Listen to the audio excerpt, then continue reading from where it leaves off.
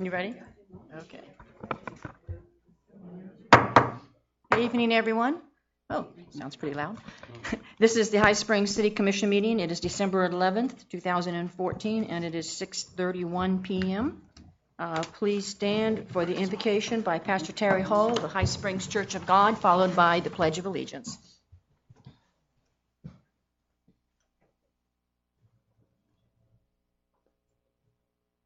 Father God, we thank you for the opportunity to come into this meeting room for the last scheduled meeting of this year. And Lord, as we consider the year that has been, may we consider with hope for the future. This is a dark season throughout our world and in our country, with so many things pressing on the society concerning the welfare of the people. We are reminded, Lord, that it is in this season, in a dark time of its own, that a light began to shine. Wise men traveled from the east following that light. May we be wise as well to follow the light of hope and peace and grace as we minister one to another, as we do the work of our community, and may we bring about a responsible leadership that will bless all the people of our community and move us forward in the coming year. For this we give praise and glory and honor in Jesus' lovely name. Amen. Amen. I pledge allegiance to the flag of the United States of America and to the republic for which it stands, one nation, under God, indivisible, with liberty and justice for all.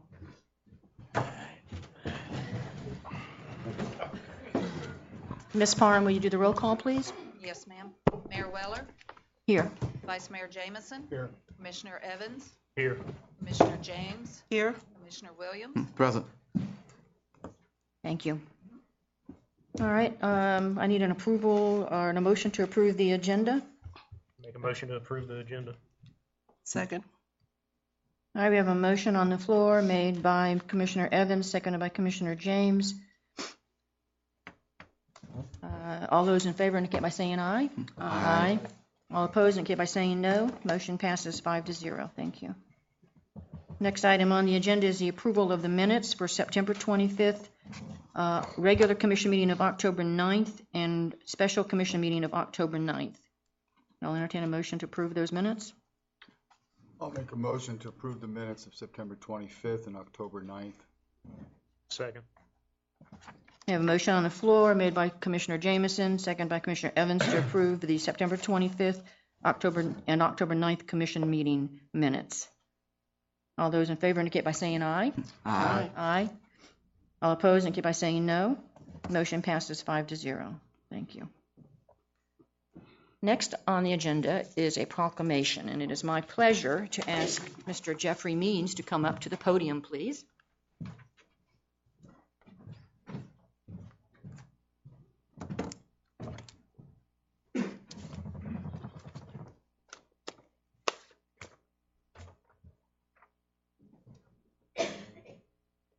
This is a proclamation.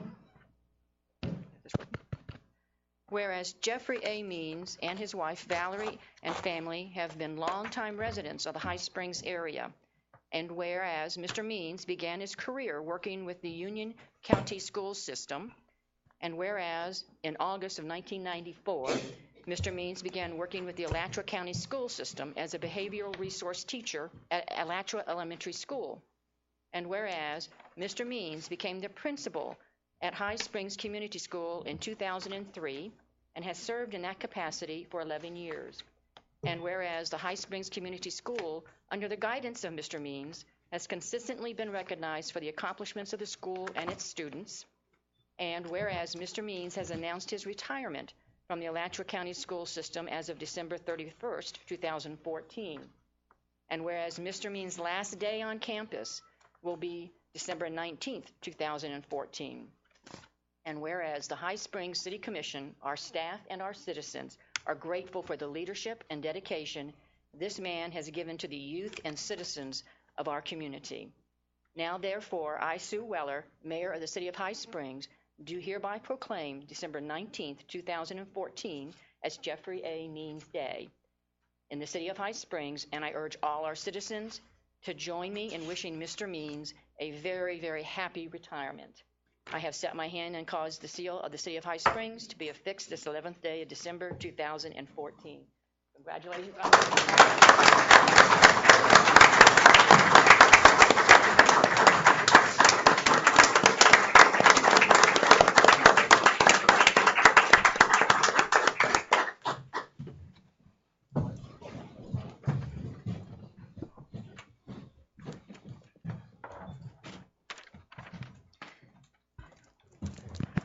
So I hope you all will go by and see Mr. Means before he actually retires, and hopefully we'll see him around here now that he'll have a little bit more time. All right, our next on our agenda is a presentation on the FDLE technical audit of the High Springs Police Department. I think Mr. May would be making that presentation.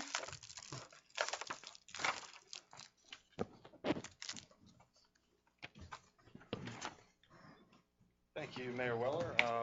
Eric May with Emerald Data Partners. I'm going to be really quick on this because I know you guys have a lot of items to go over.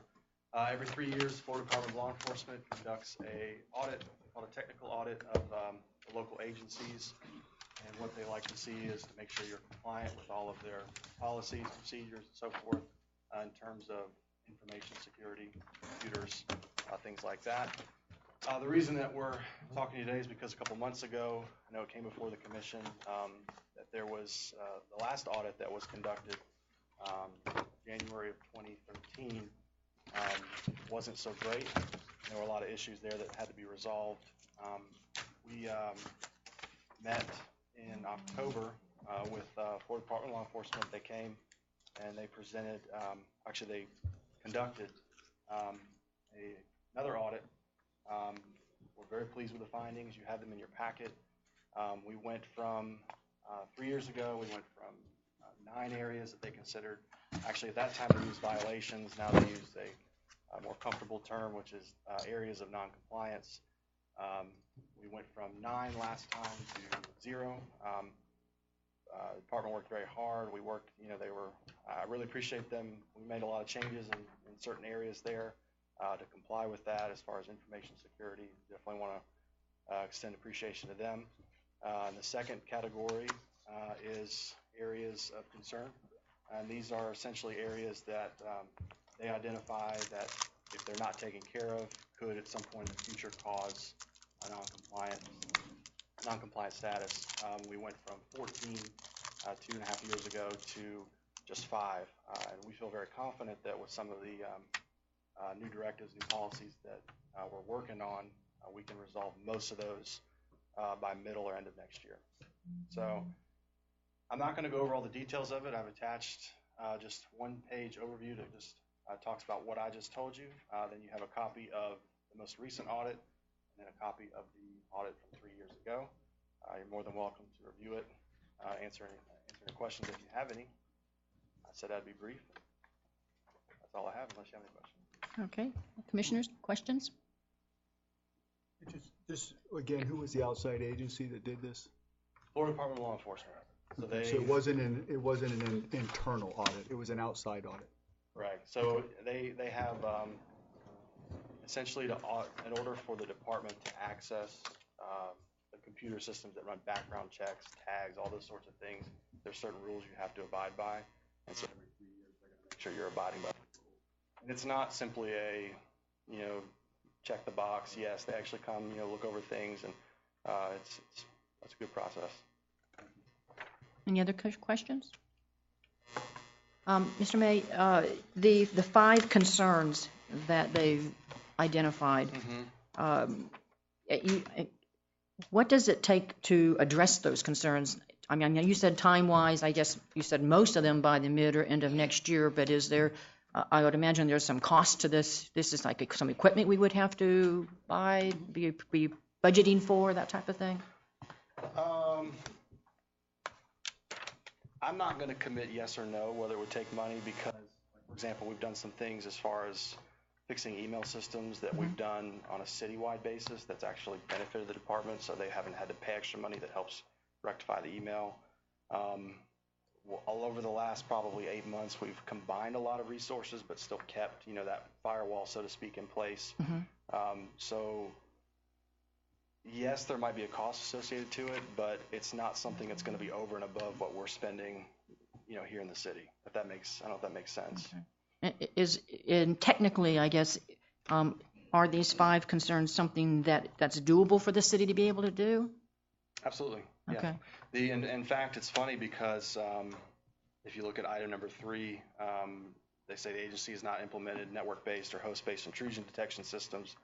Since the audit, the agency has activated an intrusion prevention component to their security appliance. Not really sure why they left that in. They kind of statement say we non-complied and said, well, since the audit and the 2 weeks after we fixed it, we made them aware of that. And then, for example, number 5 is kind of a longer one. All those are just simply policies. We've got most of them ready to go in place. Just have to kind of review them a little bit. Okay. And there's no actual cost to simply approving the paper to put it in. 4, you see number 4 is a procedural issue. Simply how they create accounts, things like that. We're following best practices. They're not as detailed in the documentation that we're following, if that makes sense. So that's kind of what their opinion was. We're doing the right thing, but it just needs to be written out as to how we're doing it. So the only thing that there could be a potential equipment cost is potentially number 2. But again, I don't want to say that it takes money to fix this, because it might not. Okay. All right. Thank you. Anybody else? Thank you for the report. Very good, thank you. Okay.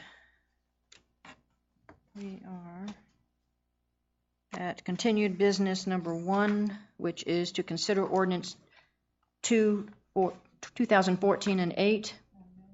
Yes. I'm sorry, I didn't hear you. Oh, would you like to come forward? Yes, please come on forward. I didn't see any hand raised. I'm sorry.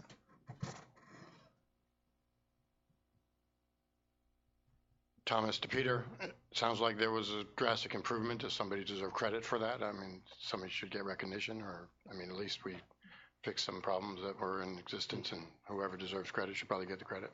Thank you. Police chief. I'm sure it was our department and Mr. May working with them. Anybody else would like anything to say before we move on? Okay.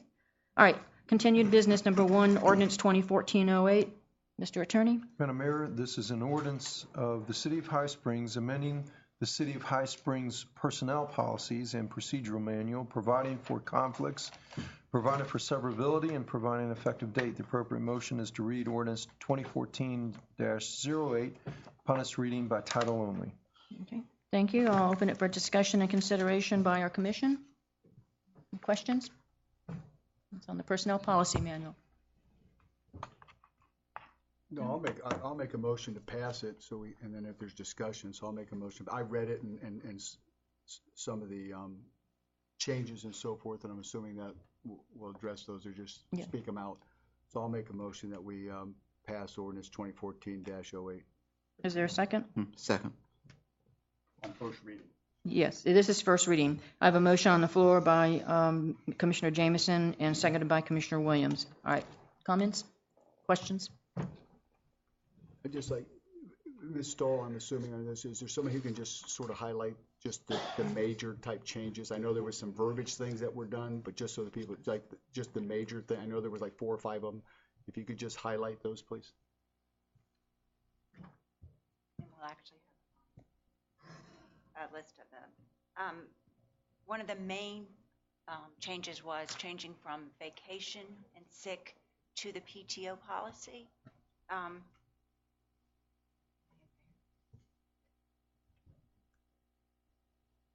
Personal time off is PTO. Yes, that's right. So it's, and basically what it is taking the accrual of the sick and the accrual of the vacation, combining them and making it paid time off for everybody. Right now, it is already in both union contracts. So the only people that it is not affecting at this point are the fire department and department heads. It also reduces the accumulation that an employee can make. At the present time, an employee can get up to 1,250 hours of accumulated vacation and sick leave. That has been reduced down to 800. And the reason that is important is that if we were to pay a few people off, that would be a large expense for the city that we generally hadn't budgeted for. And further, there is a few people that, because what happens with their sick leave is it rolls over to a sick bank. They cannot use their sick time unless they are out for 3 days and have a doctor's excuse, or they're on intermittent FMLA. They'll have to use their PTO. So basically, it is a sick bank for something that happens that is not just your day-to-day cold or whatever. And there is a payout for the old, like the newer people. I'll use myself as an example. I have very little sick time.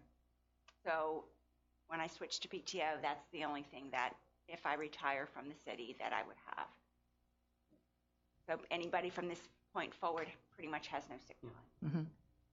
Thank you. Other questions? Yes. Yes, Commissioner James. We are lowering the total that can be accumulated down to 800. Do we have anybody on board that's above that at this point? Yes, ma'am, and we have a fail-safe so that those people that are above it, they won't lose it. Okay. It'll be there for them to take and to work down to the 800. Oh, okay. And As so long the as it's people- there and they are entitled to use it, They not are lose it. entitled That's to what I use was it, concerned yes. about. Oh, yeah, absolutely, And absolutely. Antoine actually is one of those individuals. There's not only a couple, but Okay. There's there a are a few couple. that never took sick leave. And basically, you can keep accruing it. It's just that you can't, when you leave, can't take it. So if there is something catastrophic, you do have something, because most of those people that do have it have been here for 20 plus years and have, in my book, have earned it. If they put the time in. So That's what I'm that's probably the biggest change. But, Mhm. let me get my list. Jen. We did, the probation period was changed from 1 year to 6 months, 6 and I months. have a problem with that. It's not something that I think we should change. I think you should have a full year to evaluate an employee before they're made permanent. That probably is what causes me the biggest heartache in going through this. I mean, what are the other changes? Okay, so we had that. Then just some language, and this is with the attorneys in mind, some language on the testing, the drug testing and the pre-job testing, whether they needed, I think there was psychological for everybody, and I don't think everybody in the city needs to have a psychological exam before they're hired. It really had more to do with, I believe, police, and basically it's the PDA contract. And I don't know if fired, I didn't think they do it. So that was kind of some wording there. There was some wording on nepotism, and it only had to deal with if you related to a commissioner, nobody else. So we kind of, again, the attorneys were involved with, Courtney helped us a lot on it, and I believe his name is Jeff. Kind of clean up some of them, get us into the right language for this, for the 21st century kind of thing.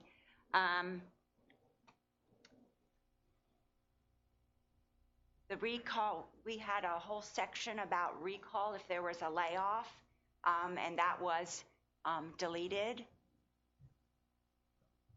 They have the ability to reapply, but there is no list that's kept for recall, so that was removed.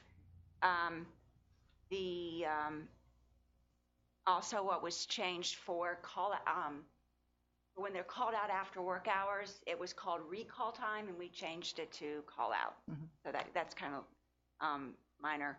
Under holidays, we did add New Year's Eve as one of the additional holiday. We did check other cities, and they some cities have New Year's Eve, some have President's Day. as well as the ones we do. So most cities have, 1 to 2 additional ones that we do not have, and we put in New Year's Eve. Now, again, it's up to y'all. The bereavement leave was changed. Bereavement leave said that if you were in the state of Florida and you had to go to a funeral, you got 3 days, and if you went out of state, you got 5 days. We changed it, talking with the attorney, we changed it to 500 miles, because if I'm in High Springs and I have to go to a funeral in Miami, it's going to take me longer than going to one in Valdosta. Now, Valdosta's out of state, but it's only, a couple hours away. So we did it based on mileage. Some language on the domestic or sexual violence, we changed that to follow law. The employee education and training. Currently, you're allowed to take classes and basically have a budget of about $500 a year for an employee. Well, in this day and time, you can't even pay for one class for $500, so we changed that to $1,000. Section 11.0 was updated, and Eric, I don't know whether you want to talk about that. Eric also helped us on the IT section, but before you start on it, get into the detail. The big thing as well in Section 11 was cell phones. We added that if you are an exempt employee, that you are, instead of carrying a cell phone that the city provided, you could use your own. It follows all the rules, and you have to sign off, and you would get a stipend for it. If it's just a regular phone, I believe it was $45, and if it's data, basically a smartphone, it was $85. But again, you must acknowledge, and in that, the city is not, if I break this phone, they're not liable to buy me a new one. It's my choice to use my phone. The only thing is that they're liable for is if I have a smartphone and I choose to get a stipend, and I will then get phone calls and emails on my phone. So that was added. And then Eric, what you want to talk about? Yeah, just along that same line, about the cell phone specifically. We added that language, just clarified, just to make sure it was clear. If you're getting those, you're getting that stipend, that's the only monies that you'll get, cell phone repairs, things like that. There is an added line that does allow for software purchases related to your phone, but it has to get approval from the city manager or designee. Those are just scenarios where somebody has to buy, they feel they have to buy an app for work or something that they're using, then there's some sort of vehicle to get paid. But the bulk of what we did on 11 was pull a lot of detail things like encryption, password, things like that really don't belong in there, because this manual doesn't get changed frequently enough to keep up with those types of things. We simply put in notification, just the general talking about IT policies, when they apply to staff, when they don't apply, and then making them aware of how they're notified of IT policies. They sign off on them, and then if they have any issues with them, the supervisor can do additional training and talk to them about them. But that's basically what we put in there with the exception of the stipend. All right.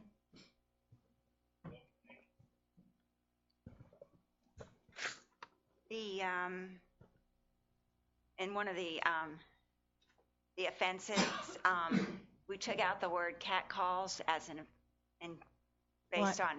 based on and what, why? I don't understand. Based on, That's offensive to me for that to happen. I'm assuming the attorneys indicated that had to be taken out for some reason? Yes, and we changed it to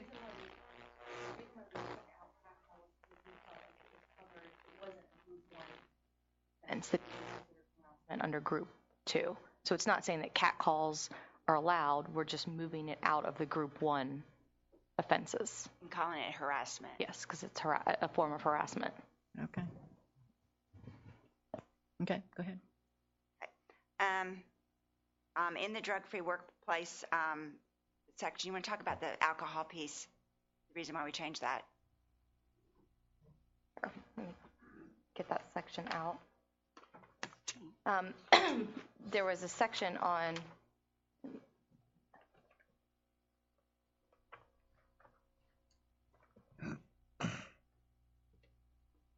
yes, this is under drug testing, and alcohol is a legal substance, and alcoholism is considered a disability under the ADA. So we wanted to be careful with our language in there. And then the bloodborne pathogen policy was updated by the fire chief. So that was updated. And then section 19 was a new section, and that's the employee oath. And basically, you are acknowledging that you are to be held to these standards and signing off, and it is actually signed by the city clerk, attested to, and I believe the mayor would sign off on everybody. Really? Okay. Yes, you sign off on everybody's. So Okay. that's the bulk of the major changes. Okay. Commissioner, questions on the personnel other than what was presented? Commissioner Jameson? Well, I'd be curious on, and it seems the only thing really of interest would be the probationary period. Well, there's more than one, but Okay. And I'm for moving it to the 6 months because I'm assuming you have the opportunity to extend it if you want to.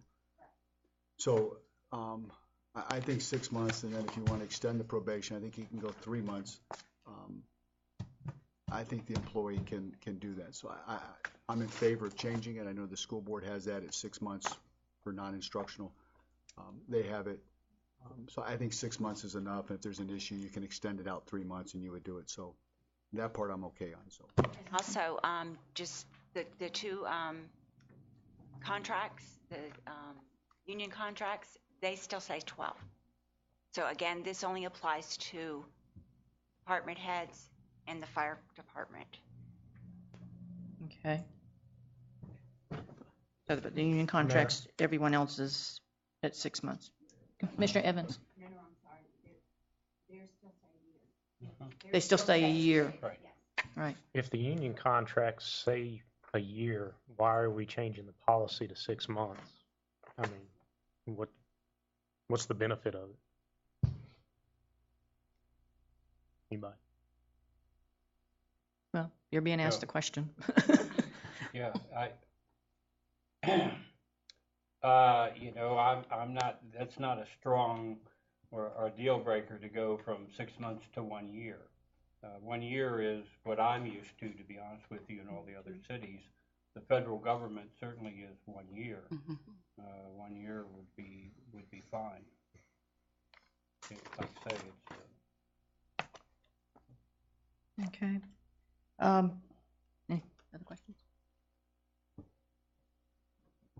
All right, the other question I actually have, and I think I know the answer to this, but just so that it's clear, in the, what is it called? I guess the smartphone policy, we mentioned a chief security officer, and who is the chief security officer going to be? I think you might have gotten drafts of policies that are outside of this.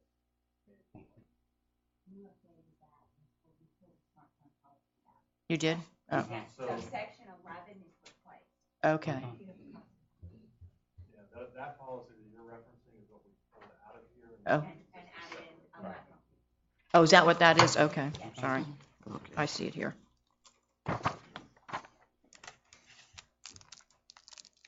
Okay. Okay,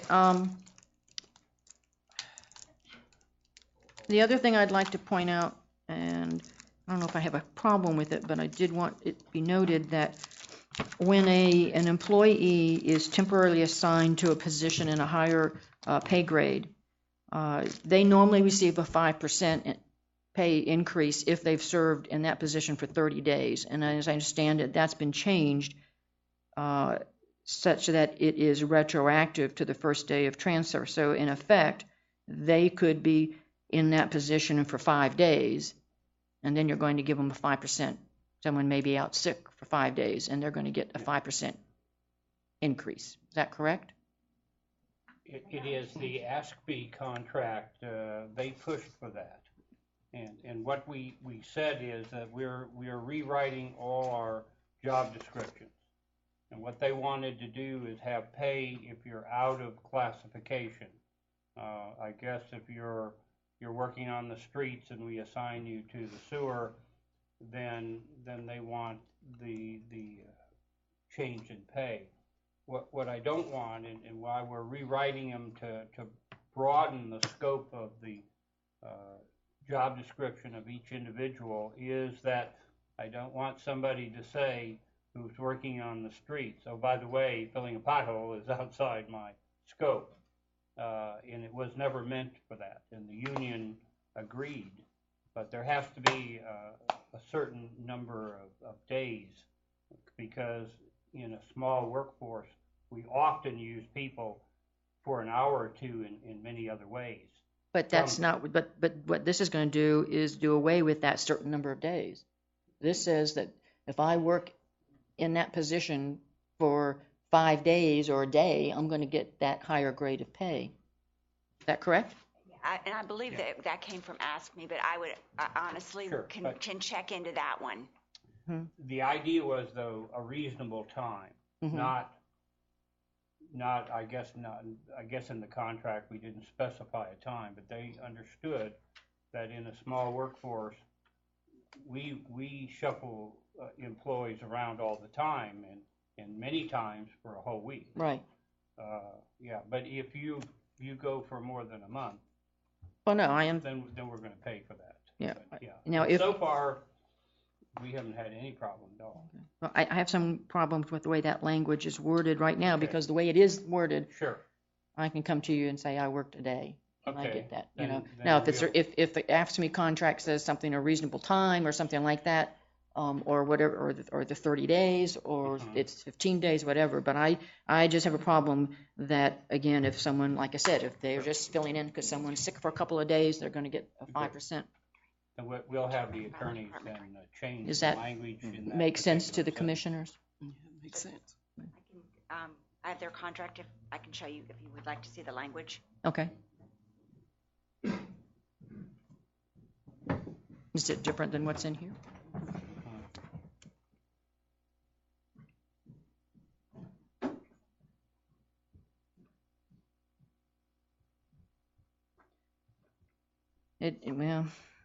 It just says if an employee is transferred to a different position, it says transferred. I don't think that's in the same, that's not what I'm talking about. That's not working out a class, basically. And now it may be that the ASME contract doesn't address that. I don't know. I think that was the idea of a reasonable time, that if we sign somebody for a month, then we've actually assigned him to a different job. If we ask him to go do something for a few hours or a day or maybe even a week, we consider that within the scope of your work, and it's not outside. And again, in a large city, you can hold people more accountable to exactly what they do. I mean, a painter is a painter is a painter. In this city, you might work on the street and also paint, at least for a few hours or a day or two. I think this is a difference, and I think there's going to have to be looked at, because this, under the personnel rules, it specifically talks about acting pay, which is different than what you're talking here, where it's just pay rates in transfer, promotion, or demotion. Sure. I think that just needs to be clarified in here. Sure. Okay. All right. I mean, those are basically the main two areas that I had a problem with. Any other issues anyone wants to talk before I ask the public? Any public comment?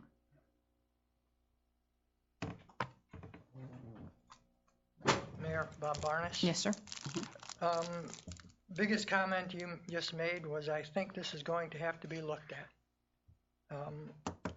I was still a commissioner when this was being talked about a couple months ago, and I completely objected to the fact that none of these changes were brought to the commission.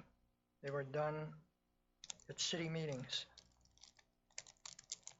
You've just been given, all of you commissioners need to think about this, your commissioners, Mayor. You just were told about the bulk of the major changes. You weren't given all the changes that were made in there. You just heard a comment that said the union pushed for that, which are things that affect the budget. You heard a comment that will check into that. You heard a comment that said they talked about mileage and 500 miles and bereavement and class costs that were 500 and now 1,000. Just touched on some of the changes. This should have been brought page by page over a period of time to the commission, because commissioners, you commissioners that are sitting up there along with the mayor, could have had another opinion that affects the policy of the city, that affects our employees, that affects the union. If you pass this, that'll be this commission's job. But then I'll believe that every one of you read every change in that manual and believe it to be the best thing for the city of High Springs. I don't think this was handled properly. I've said that in the past, Mayor, and your comment that says, I think this needs to be looked at, may not just be on one item. It may be on several items, and I can tell you I've looked at several items. But what you decide will be voted on, and what will be put in stone will be that manual. And if something goes wrong that wasn't looked at, then we know it was voted on. But I truly believe, Mayor, that this procedure of changing a city policy manual probation period that conflicts with the union policy, I just don't think it was handled in the way it should have been handled, but that'll be up to you to vote on here. Thank you.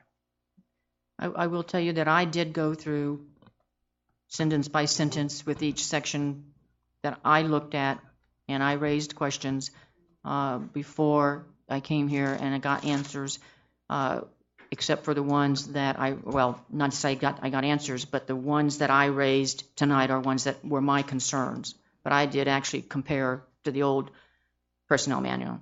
I can speak for myself and say that I did do that. Anybody else?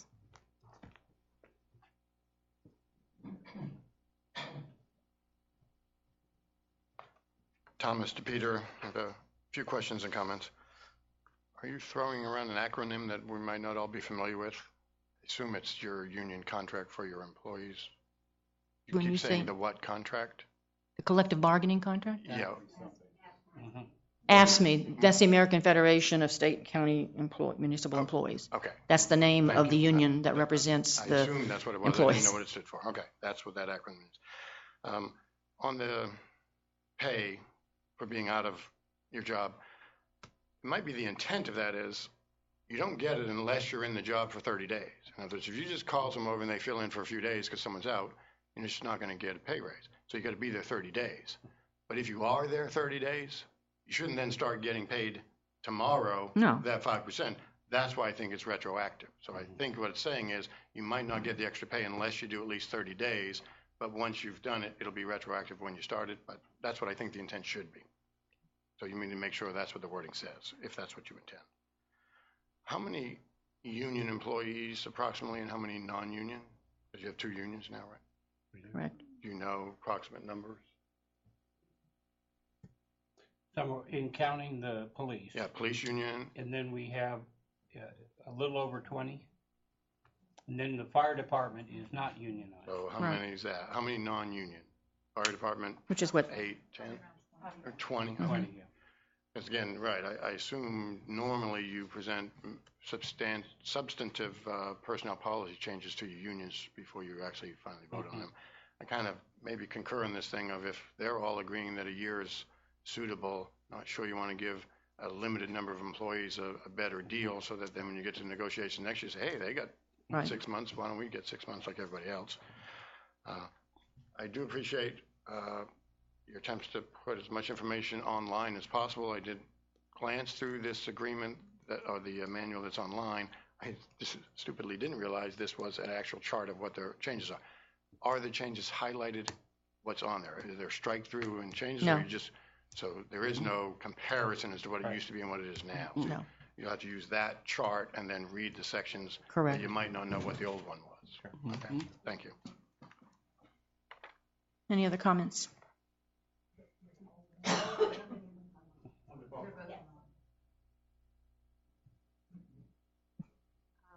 I was impressed that you said you really had read it all, Billy Dowdy. Yes, ma'am.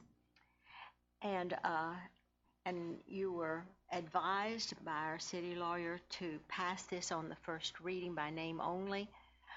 Have all of you had a chance to read and made comparisons? Have you had that much time? When did this come and how long did it?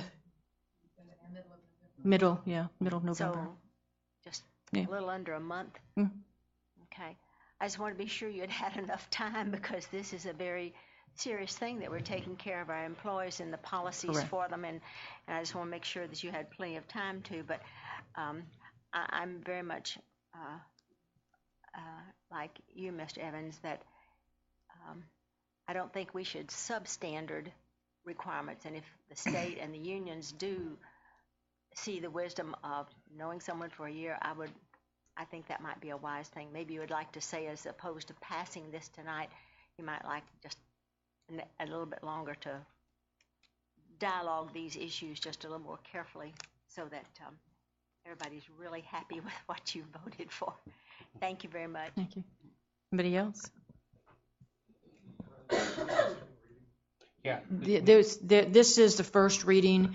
What I understand from the consensus, it looks like from the commission that, and it could be certainly placed in any motion that would pass it on first reading, that it goes to the 1-year probation, that would be corrected in the ordinance that comes before us on the second reading of this item, and anything else that we've decided up here that we want changed. Did I see somebody else that wanted to come up and ask a question? Paul Regensdorf. I agree with Mr. Barnes and Mr. DePeter. This is the day that Mr. Evans and Ms. James earn their pay, because before you do approve this, at least finally, you are going to have to read through this. It's a lot of work, and I hope you've had a chance to do it before today, because it should be done.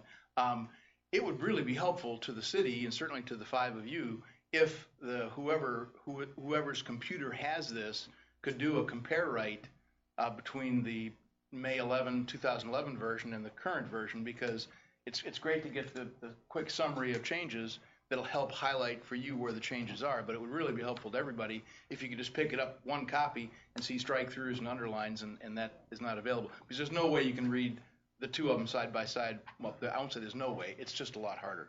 The only comment I had beyond those that were made, the policy on smartphones, candidly, looks like it was written by an IT guy, which it was probably, or at least helped with it, because it's very IT oriented, but there's some functional issues that this city has sadly learned are problems with cell phones. And I didn't see that covered in here, and that's issues with respect to public records, with respect to text messages, with respect to voicemails, with respect to retention of those things, with respect to the employees acknowledging that when they use their phone for city business and receive either compensation or not, that those messages are city property and they can't destroy them, and all of those policies, maybe somewhere else, yes, but they're not in here. And if they're in somewhere else, then when you're talking to the employees here about what the use of their phones are, I would suggest that you cross-reference that so that they know what they're getting into, because most people have absolutely no idea. And that includes employees, city managers, mayors, commissioners, and all the rest. You've taken on a responsibility, which we all respect, but it's an important one, and it's just nowhere here referenced or cross-referenced. Thank you. My understanding is that we've got another policy on, which is social media, that I don't know if it's completed yet or is finished. Our office with our city clerk has been working on a public records policy, which addresses a lot of that, and we've been working on a social media policy that covers the rest of that. It would just be really helpful to incorporate that by reference or otherwise. Thank you. Thank you. That'll be at the first meeting in January? All right, thank you. Anybody else? Okay, commissioners, what's your pleasure? Yeah. We have a motion, actually, we have a motion on the floor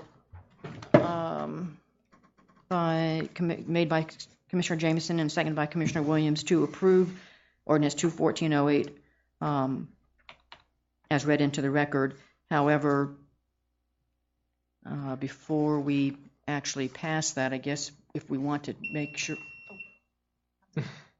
there's a change in reference to the probation of 1 year, we would have to change that motion then. That's right, you can amend the motion and amend the second. Okay. I'll amend it, since I made it. All right.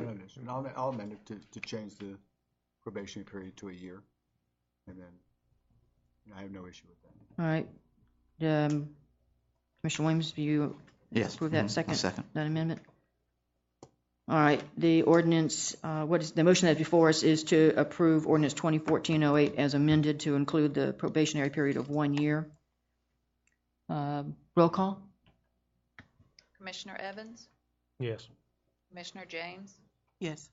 Commissioner Williams? Yes. Vice Mayor Jameson? Yes. Mayor Weller? Yes. All right, motion passes 5-0. Thank you. There'll be a second reading, which will be a public hearing in the first meeting in January. All right. Item 2 is to consider Resolution 2014-Q. Mr. Attorney? Yes, Madam Mayor, this is a resolution of the City of High Springs. It's Resolution 2014-Q, a resolution setting the monthly salary for the office of the City Commissioners and the Mayor and providing an effective date. The appropriate motion is to pass the resolution as read by title only. Section 1 provides monthly salary of the City Commissioners, Vice Mayor for fiscal year 014-015 shall be $500, and the monthly salary of the Mayor shall be $550. And an appropriate motion would be to pass upon reading by title only. All right. At the last meeting, this came before the last meeting, and there were some questions. We wanted some information on what other commissions were receiving in other cities, and I believe there was some information that was passed out to the commission on this. Do you have that you can put up on the screen?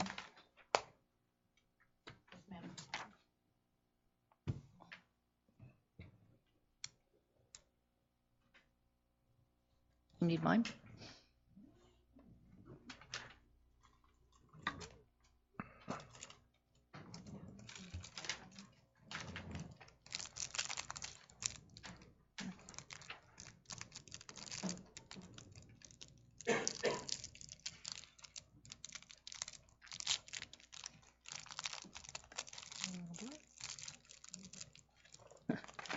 Basically what it says, it looks like, what I can see, a little blurry, but up there, the City of Newberry commissioners make $8,927, the mayor $11,861, City of Alachua $16,500, the mayor's $18,000, and City of Stark, I guess it depends on your years of service, $13,200 to $16,800 for the commissioners and mayor. Right, we have a resolution before us. Discussion, commissioners? Commissioner Jameson? Yeah, for some reason, I guess I got pegged with this thing, but I would make a motion that we stay the same. I think the comparison, I think, is great. I think this is an issue. We all knew what the compensation was when we got into this, and I think this ought to probably be a budgetary item, that we would look at these numbers, and when it comes to the budget the next time that we would put it in. I think to go back now, I think is, while I think there needs to be an increase, I think the process should be played out and do it during the budgetary process. Commissioners? I agree. We have a motion made by Commissioner Jameson. Yeah, I make a motion that we pass it as read. Second. All right, we have a motion made by Commissioner Jameson, second by Commissioner Evans to approve Resolution 2014-Q as read into the record. I will say that I agree with what you said, that I understand that I believe that the commissioner salaries at this city were higher at one point, and over years, I guess, they were lowered, but I think it should wait until the budgetary process to increase it, if that's going to happen. Any comments, other comments by the commissioners? Any public comment? Bob Barnes, Mayor, I agree with the consensus that's up here. I listened to the meeting the last time, and one of the comments was that we need to attract people with more salary. Well, I'm not sure that that's the best answer is salary. I agree that it's a budgetary item, and I'm glad to see that there's a consensus talking about how it is a budgetary item, and this should be addressed during the budget. And if salaries can be increased for the next round of commissioners, make it effective with the swearing in of the next round of commissioners, and put that in there and let them know when they run the new salaries. Certainly, we did have a higher salary before, and we lowered it in budget crunch time. So as things are getting better, and we see commissioners doing more and more work, I think it's justified, but when the time comes. Okay, thank you. Anybody else? All right, seeing none. All those in favor of the motion? I'm sorry, roll call? Commissioner James? Yes. Commissioner Williams? Yes. Vice Mayor Jamison? Yes. Mayor Weller? Yes. Commissioner Evans? Yes. Motion passes 5-0. Thank you. Okay, that takes care of continued business. We're now moving to unfinished business. Item 1 is to appoint or reappoint members to the Plan Board, Code Enforcement Board, Tree Board, Housing Needs and Improvement Committee, Parks and Recreation Advisory Board. In looking at our packet, I understand we've had a couple of applications submitted for the plan. We've had 2 applications submitted for the Planning Board, and we've had, there are 2 vacancies, and we've had 2 applications submitted for the Code Enforcement Board, which there are 3 vacancies for that.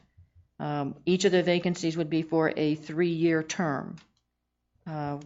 We have the 2 people for the Plan Board is a David M. Graham and Lucy Regensdorf. Those are the 2 applications that have been received for the Planning Board. Yes. So, what's your pleasure?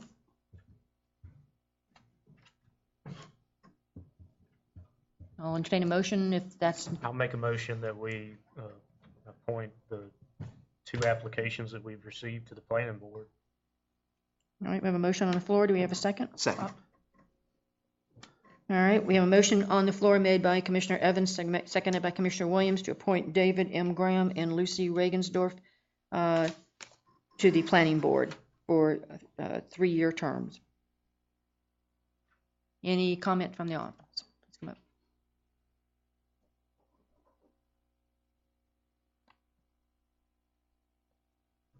Thomas DePeter, as a member of the Planning Board, I appreciate this. We actually tried to have a meeting, and we didn't even have a quorum at our last meeting, so this would be great. The only question is there some limit as to the number of lawyers that can be on one particular? There probably should be. I agree with that one. Commissioner Evans. To answer that question, we're trying to gather y'all up all into one place, so just be careful. Have control over them. Anybody, any other comments? All right, seeing none, all those in favor of the motion indicate by saying an aye. Aye. All opposed indicate by saying no. Motion passes 5-0. Okay, next board appointment is Code Enforcement. Mr. Terry Maltby and Mr. Rick Testa have applied for the Code Enforcement Board. Again, this is 3-year terms, and that, I guess, would leave us with 1 vacancy at that point on the Code Enforcement Board. I'll entertain a motion. Make a motion that we appoint Mr. Terry and Mr. Testa. Arthur to the Code Enforcement Board. Is there a second?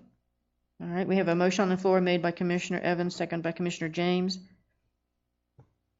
Any other comments? Any public comment?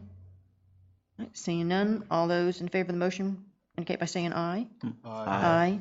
All opposed indicate by saying no. Motion passes 5-0. Thank you. This is going to be a very important board. It hasn't met for a while. but we are going to go out and cure some of the problems that we have, which are abandoned homes and homes that have, just been neglected. And so this board is really, will assist along with the attorneys in curing some of the problems that we have. Great, great. But we still have other boards that need people. If you would like to apply, we have, I believe we have openings on, well, we still have another opening on the Code Enforcement Board, the Tree Board. We have a Housing Needs and Improvement Committee and the Parks and Recreation Advisory Board. I believe it's still open. Thank you. All right, item 2 is to consider, did I skip something? Oh, okay. Consider approval of contract with Emerald Data Partners for IT services. Here we are. Mr. Manager? You bet. The commission accepted the bid, and then there was some discussion when the contract came up. I guess even though the bid didn't specify the contract that was written that the Emerald wanted, I guess the major component was that it required the city to pay for 25 hours at $100 an hour. In the ensuing month or so, we more than exceeded that in trying to come in and looking at the police department and bringing it into compliance and that. I think we're going to use that 25 hours very wisely, because we could probably use 50 hours a month. And so as I took a look at it, and I was pretty much convinced that we will use all the hours that we were required to pay for. It's not something that somebody will show up for a half an hour every month and get paid for 25. Commissioners? Comments? Discussion? Well, Commissioner Jameson? If I remember, this was the only person who actually put in a bid when we went out for bids. This was the only individual who only did it. It was approved. I understand from a business standpoint of knowing what income you're coming in. If I'm going to support my staff, I have to understand it. Where we're at technologically, I believe that if you don't get 25 hours a week, then that's one of the 7 signs, and I don't mean to make jokes because we've got so much stuff to do. So I don't think that's an issue. I think that we've already seen some of the benefits of the work that's being done, and so I would be in favor of approving the contract as it is with Emerald Partners. Other commissioners, comments? Commissioner Evans? I just have one quick question. I mean, over the course of doing business, I've had to fire employees, part ways with employees under Section 9, term and termination. It says you have to give 60-day notice for to terminate the agreement. Is that kind of a standard length of time in city contracts, 60 days? I mean, that just seems a little excessive. If I want to get rid of somebody, I really don't want them hanging around and doing business for 60 additional days. That's true. And that probably is excessive. I know that language showed up in my contract, but so I think it's a standard that the attorneys do. Yeah. Well, here would be the nature of it. Let's say for whatever reason, Emerald Data and the city had bad relations. I think you could say, look, we're going to go another way, and we're giving you 60 days notice. That gives them time to adjust their business model as to what they're doing. And you could say, we don't need your services, even though we go a 60-day time frame. But look at it another way. Look at if they needed to end their relationship with the city for whatever reason, we need 60 days to adjust. IT is critical for our business, just as you all's business, I'm sure, is the same way. And IT is, you need somebody that'll come running as soon as you have an IT problem. The other issue that is integrated with all this is that the IT services have to blend in with all of the public records issues that you have. So it is a critical component. And you need a 60-day window. If they said, look, for whatever reason, let's just pretend for an example that Mr. May says, I'm moving to the West Coast and I'm closing up shop and I'm giving you all notice that I'm terminating our agreement. You need some time. We're going to probably set it out for bid again, and then you need some time. So that's the kind of rationale behind that provision. Commissioner Jameson? Oh, the only thing I was going to say, I would just echo it, Jason, is the time frame to advertise it and then bid it out. I think it factors into the 2-month thing where it gives you a legitimate time to do the advertising. and so forth. Okay. Any other questions? All right, I'll entertain a motion. Well, after the motion, please. I'll make a motion that we approve the contract with Emerald Data Partners. Second. All right, we have a motion on the floor made by Commissioner Jameson, seconded by Commissioner Williams. Public comment.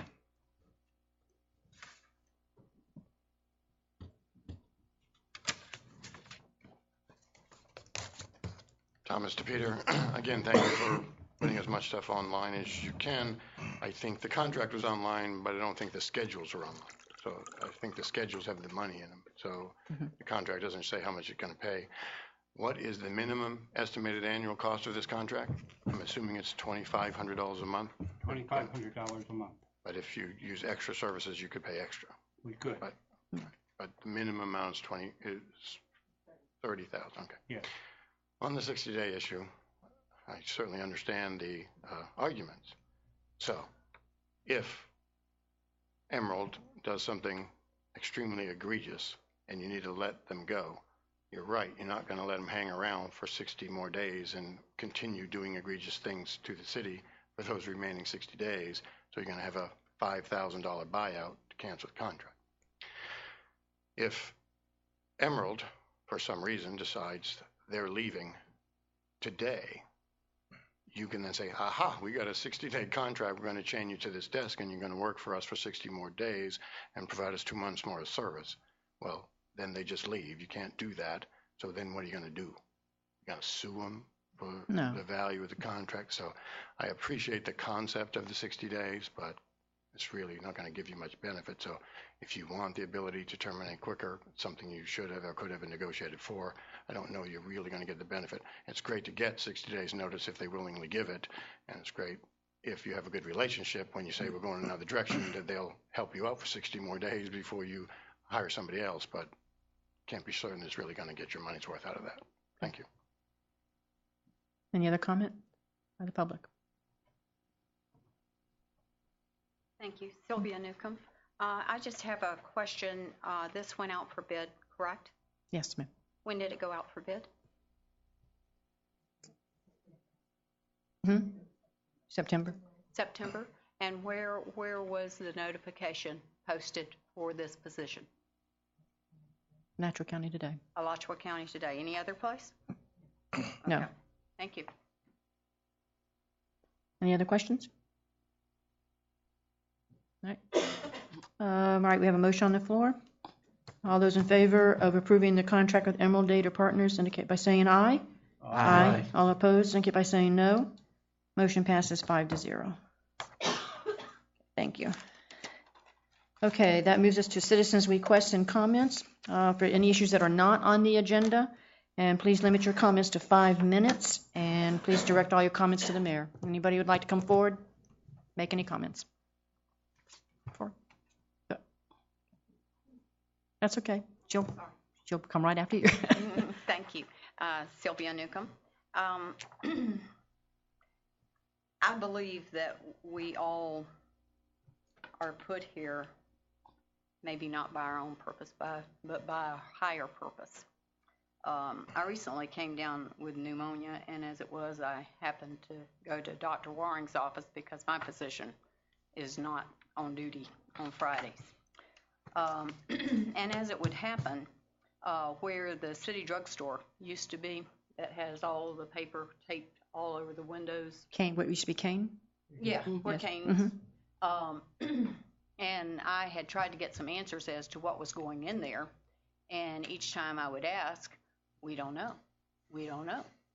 Well, last Friday, I happened to see the guy standing out there, and I thought, if you're still standing here when I come outside, you're going to answer a question. And there was a truck and a truck driver, so I waited patiently. And when he got through, I said, "Sir," and I told him my name, and I said, "Could you tell me what business is opening in this building?" And it's a liquor package store. Mm-hmm. Is what it is. And situated between two physicians' offices. Isn't that unique? Could you tell me, Madam Mayor, how far a distance is it required for the sale of alcohol from a school? As currently? It is either, I believe it's 500 or 600 feet. My understanding, however, is have been informed in the past when these issues have come up, is that when it comes to a package store, the state overrules and that they can put it wherever they want. Now, I may be wrong, but that's what I remember from previous discussions on this issue. Well, my next question would be to you is, was this brought to the attention of the commission as to what business was going into that store prior to it opening in January, I guess? All I can tell you is that I heard rumors. I heard rumors. Okay, that a package store was going in there. Well, I happen to think, certainly I know that Commissioner Williams has had his own experiences with alcohol-related issues. He and his son, I believe, were in an accident. And I know the line of business that Mr. Evans and his father are in. So they certainly are familiar with the problems that can exist. My problem with this is that we have children that are walking every day from the community school less than a mile from that red light. They come and they cut across there, they go to the library, they go to Brother Sammy's. Now, as far as I know, and correct me if I'm wrong, Mr. Walker, the guy can go in there and make a purchase. He can't consume inside that store, but if he comes outside and sits in his car, he can consume whatever he wants in that car, right? No, cannot. Cannot consume. No, the police officer will tell you that he will be arrested. He will be arrested, but that's only if the police is there. Well, That's called after the effect. Okay. Well, at any rate, I happened to see in 1984, and I congratulate y'all on bringing the town around, a newspaper clipping where Powell and Associates, who was a CPA, gave a glowing bill of health to the city of High Springs, and my late husband received a commendation for the departments that he was over, which were 5. Now, I told this gentleman, I will picket, and I will get as many people as I can to picket in front of that store. I don't think that that's necessary. But I did tell him I've come up with a logo for him, and he can post this ad. We're located between 2 doctors' offices. If they can't cure your ill with a pill, just come on in to our package store. There's liquor, beer, wine, and ice to keep it chilled. But of course, this may present a heavier problem still. So I guess it's back to the docs for yet another pill. I just don't think this is something that the city of High Springs needs. Thank you. Thank you. Any other comments? Public comments? Ma'am?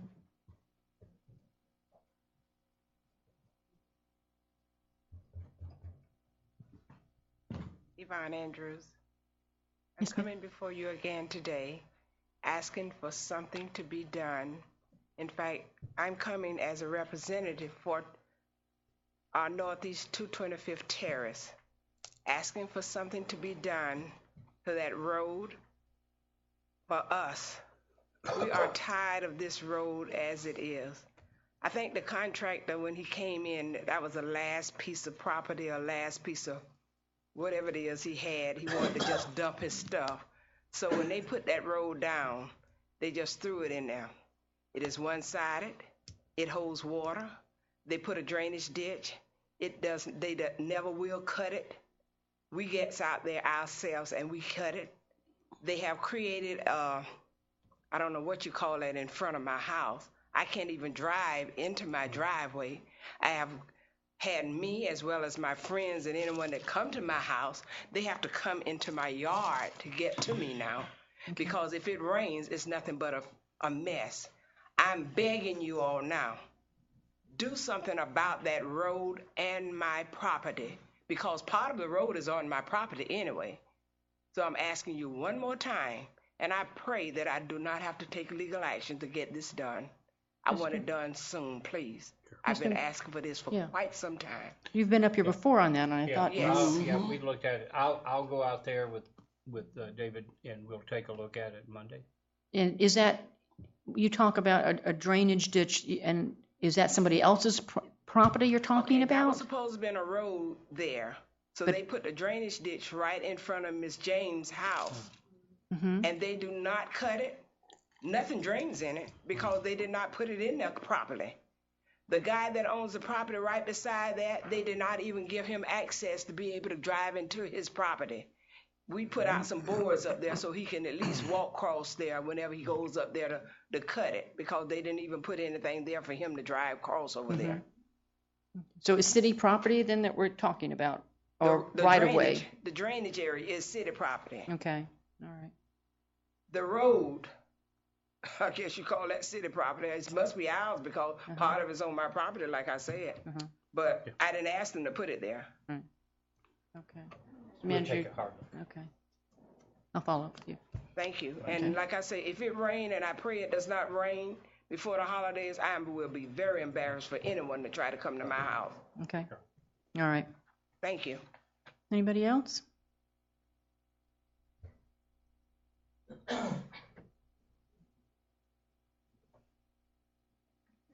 Billy Dowdy. May I ask, what is the procedure for admitting businesses into High Springs city limits? Do we not have some procedure, or can just anybody come in from anywhere and go set up a business just anywhere? Or aren't there some requirements to establish a business in a community? There is, and when you establish a business, you go to the building department, and there we look at the zoning. And the zoning has been established in the land use plan, and when it comes to the packaged liquor store, it is zoned correctly. And in this case, if it's zoned correctly, the state really mandates that they have met the requirements, and it is established. If you aren't zoned properly, then you go to the planning board. The planning board then makes recommendations to the council. But in this case, it was zoned properly, and it's within the parameters that it was set up in 2010 of the businesses that were allowed in the commercial district. And what happened when one group of commissioners made a ruling that no alcoholic establishments could be near schools or churches? That's serving alcohol within the establishment, as I understand it. Is not that, again, my understanding is and has been that package stores are something, they could be right next door, and that is a state law. That is, I understand. Now, we can try to find that information, but that's mine from previous discussions when all this was going on before, that it's nothing that the city did as far as how close a package store can be to a church or school. I would appreciate finding that information, because I thought that we made the change to follow the state guidelines of a certain amount of distance away from schools and churches. For restaurants. Package stores are treated differently. Alcohol. Right. For restaurants serving alcohol. Okay.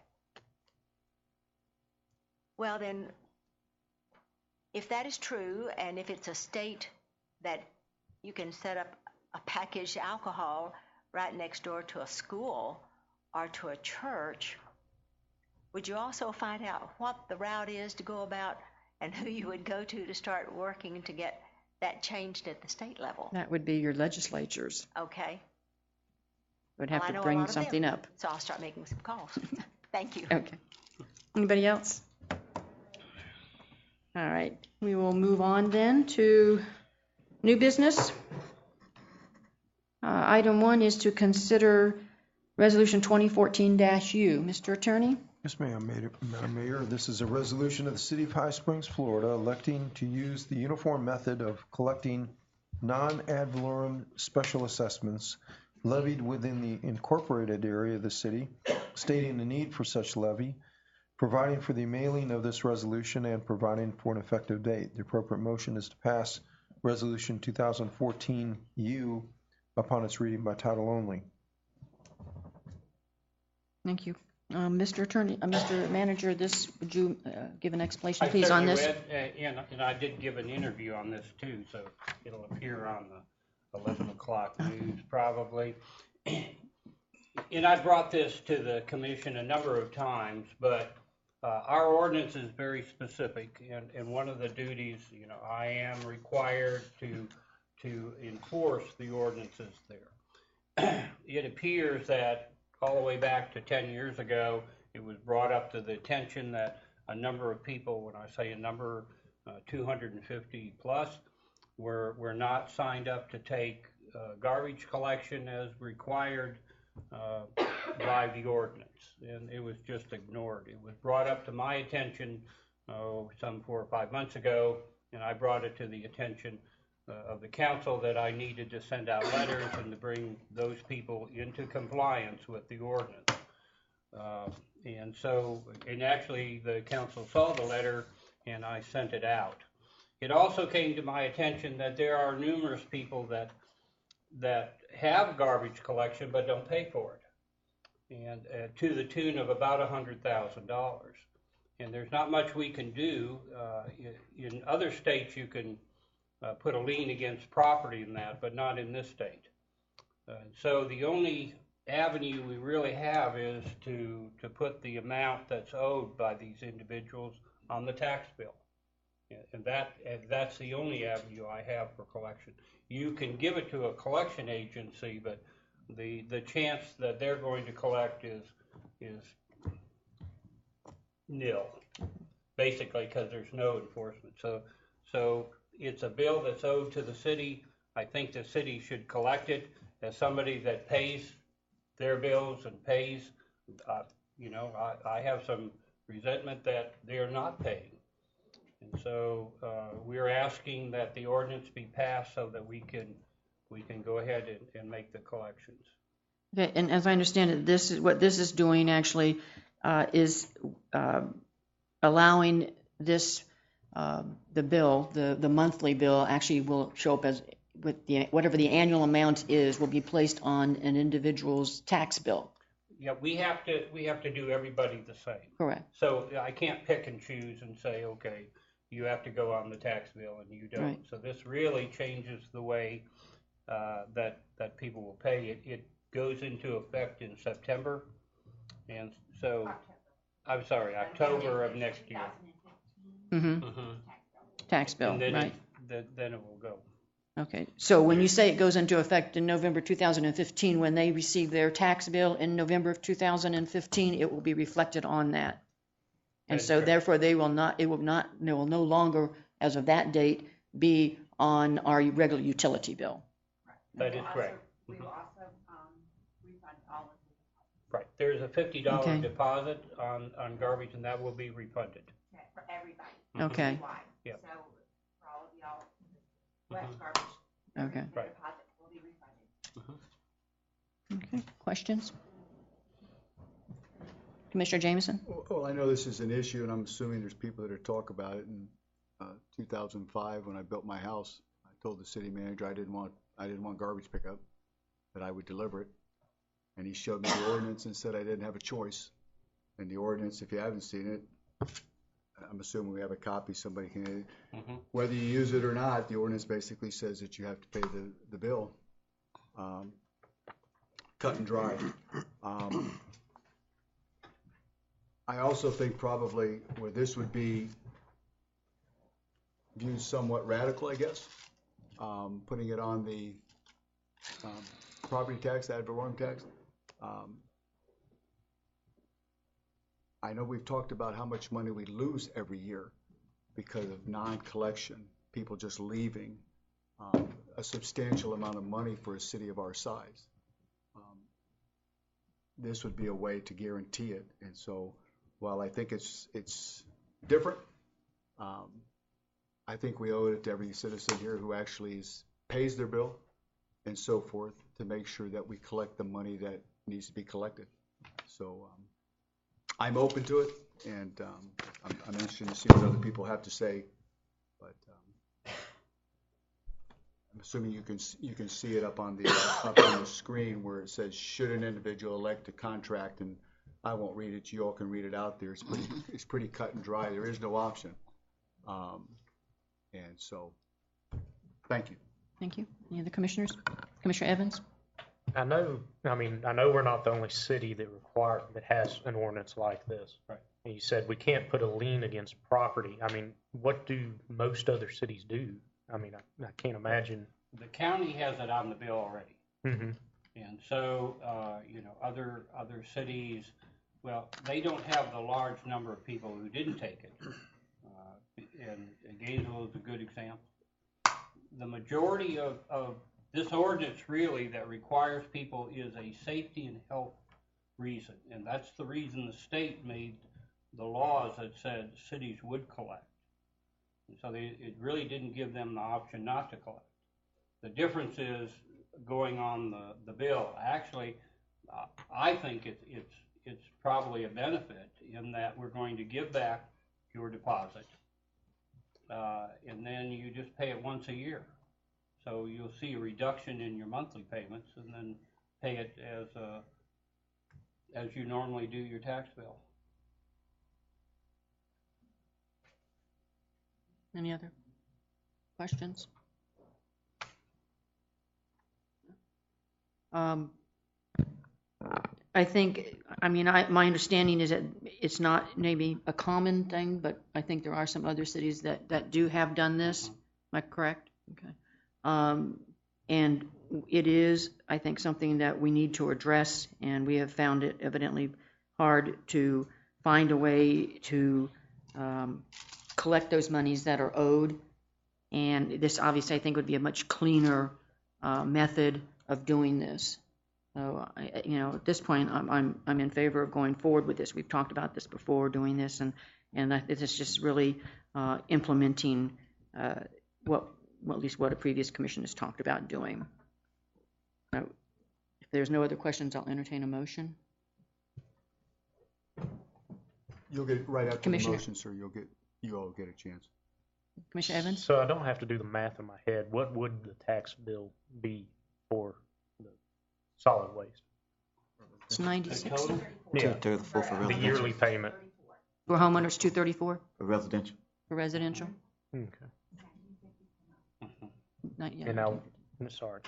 And now with Commissioner Evans. businesses, I know they have a higher level. Are they going to be put the same way? I mean, will the businesses be a yearly thing as well? Yeah, and it's part of whatever tax bill the businesses receive too, right? Yeah. I think Commissioner I Jameson. think the other thing, Jason, which goes into this is when you add everyone should be on it, in theory, and it should happen, then obviously the rate should go down. So while we're charging $19.50 now, if you put on 300 more people who should be on there paying, then obviously the $19.50 should be reduced because now you're generating more revenue with the ones that are on there. Yeah. So that would be something that we would want to make darn sure that once this is done, we get it, that the rate would reflect the increased amount of users, and therefore the just supply and demand, it should go down.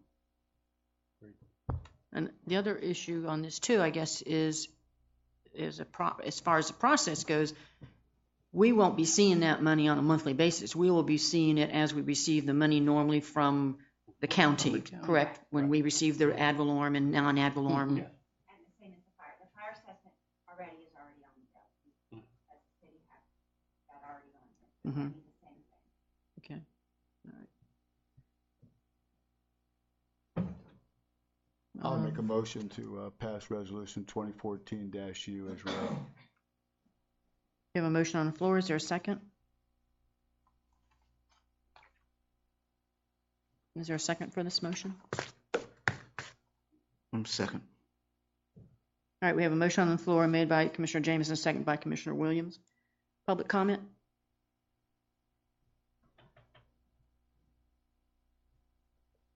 Madam Mayor and Commissioners, Bob Arnes, I know some don't like what I say or don't like comments I make, but I'm going to tell you, you're making a good decision to go down this road. It's taken from a bad situation to a seriously worse situation. Let me first say to you, by adding people, you will not gain any money. Please remember that. It's a wash. You will be adding people to the list of people that are getting, you will be paying the trash company. You will be collecting from them, but you will also be adding them to the list of people that are, the bill will be coming in from waste collection. So then you will be collecting from them. Remember this, and this is going to be a key component to this, and it's going to come up to your attorney. In the resolution you have, it talks about cost. You will be doing this at cost. And to remind the commissioners, think about your budget. Your budget cost, approximate numbers, for trash collection is $500,000. With your 1950 number, and we'll just use that, on everybody you collect, you take in $700,000. $200,000 gets transferred where? That's the quiz for tonight. I'll answer it for you. To sewer. $200,000 out of the money you collect goes to sewer. Actual cost is what you can collect. You can add a service fee to it, but the day you pass this and you go to start collecting money and do the actual cost, you're going to lose $200,000 in your trash fund. You won't be able to collect that. The day you try to collect that, I think you have a real problem. So then what's going to happen? Are you going to modify that bill and say, well, we'll only really figure this when the time comes and you do the assessments, and that's going to come one day, and you're going to do the assessments and you're going to say, well, it's really $1,450. So we got to collect another $5. We better start raising the sewer rates. The letter you wrote that went out, by the way, you refer to, this is 6239B. Is that the correct solid waste thing? In the letter that went out, that was changed, that you didn't vote on to send out, says 6237B. It's not the correct quoted item. Also, let's talk about, no commission ever voted to start doing this process. I found out that October 21st, while I was still a city commissioner, there was exchange of emails going on between this city and GSG to set up the resolution. The resolution that you have in front of you today was not done by your city attorney. It was done by GSG. So there was negotiations being done prior to this time to be done. Mr. Barnes, I'm sorry, what is GSG you're talking about? GSG is the people that you will bring in to do the lists. Oh, okay. Government Services Group. Government Services are the ones that did this resolution. Your city attorney didn't do this resolution. The city staff, somebody on city staff was negotiating with them to do this. So this was a preordained deal. Quickly, what happened? Now, there's been an exemption told to Mrs. McCall across the street. She's been told that if she's got a renter for sale sign on her business and it's vacant, she'll be exempt. I couldn't find that anywhere, but she was told that by your finance director. Oh, if it's a vacant building and it's got a sign on it, you'll be exempt. What happens, commissioners, to the owner of the building that's renting a house and it goes vacant for 3 months. He's prepaid that trash bill. Are you going to refund him for that 3 months? Today, somebody moves out of the apartment or the building, and they take their name off the list. They're not paying nobody's paying any trash for that month, and we probably don't have it trash. Start thinking about the budget, $200,000 lost, and the actual cost. It's so much more complicated. Thank you. So much more. Mr. Attorney, on the resolution itself, where it talks about what Mr. Barnes indicated about the cost,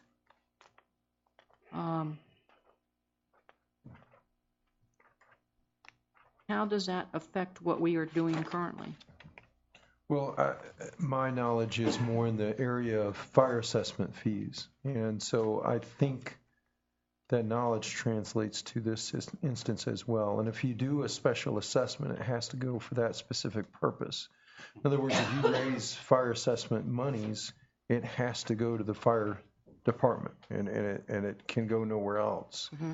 If this is a solid waste fee, my understanding would be that it would be contained within that fund. It has to go to solid waste if it's a special assessment. So I think that is correct. I can certainly research it further and make sure that the principle is the same, but I'm virtually sure that a special assessment of this nature has to be used for that specific purpose. Which then would preclude us from transferring money Correct. out of that budget. Correct. Has to stay within solid waste. That's right. Okay. Yeah. Okay, we want to talk about it. Any other comments before we move forward? There's no expense. Thomas DePeter. It's a resolution, so it's a one-time action. If you pass it, it's done. It's the first I've heard of it, so I don't know. Maybe it has been discussed for a while. It's kind of a drastic measure, in my opinion. And I think Mr. Barnes has already answered one of the questions. Does anybody know how these assessments get on the tax rolls? We pay GSG a lot of money each year to put the fire assessment on the tax roll. You've got to do a computer printout. You've got to send it electronically to the tax collector in the format that they require. So is that in here? We have a separate contract with them for this, or, where did that come from? Ms. Parham? We do not have a contract with GSG at this time. What this is the very beginning steps that we have to meet this deadline to do it. Then the commission would have to agree to hire GSG and then vote to actually do the assessment. When we adopt this does not actually complete the assessment process. There's more steps involved. And this is the first step in making the decision that you're considering putting it on. Notification to the I would tread lightly on this, although I guess your dilemma is if you don't do it, then you can't do it this year. Yes, I pay my taxes in November when I get my tax bill. When I get my 2014 tax bill, it's for my 2014 taxes. The county provided me a whole bunch of services, and then they sent me a bill for all those services they provided. I don't mind paying for services. And if I have garbage pickup, I'm willing to pay for it. Right now, if I have a rental house, which I do, and it goes vacant and the power gets shut off, you don't send me a water bill and a sewer bill and a garbage bill because I'm not using any water. You shouldn't send me a water bill and put it on my taxes and say, oh, you might use water every month, so I'm going to bill you water 12 months a year and put it on your taxes. Same for garbage. It's a service, and if I don't use it, I shouldn't have to pay for it. And if you want to fund it for a year and then charge it in arrears, provide me a year's worth of garbage pickup and then tax me at the end of the year for what I've already used, that's fine too. So don't charge any garbage fees for the next 12 months, then put it on my assessment next year, and that's fine. Again, how it gets on the bill it's a complex issue, and putting that fire assessment in place was very complex, and it's a lot of money that we pay GSG. Now, I'm not sure about whether there's a positive gain here. It's possible some of the people are actually on the list. and we're paying the garbage company to pick up their trash, and then the customers aren't paying us. If you add those, then you'll make some extra money. But if you just, in fact, add new customers and pay a contractor to pick up their trash, all the extra money is that little bit of extra that you've got built into your contract. Also, I think there's a fee. The county charges a fee to put it on the bill, so you lose a little bit of money there. And the last issue is, as somebody on a very fixed budget that expects to pay their sewer and water bill when they get it on the 3rd or the 4th, or wait till the 10th, or wait till the 15th, or when my Social Security check comes in, I'll go pay that $17 or $19 bill. You're telling them, by the way, next November, get that $234 check out because you're paying your whole year's worth of trash up front. And don't worry about having a little bit of extra time to pay it because your property will be sold at a tax sale because you didn't pay your taxes, because you didn't pay your sewer bill, your garbage bill. Thank you.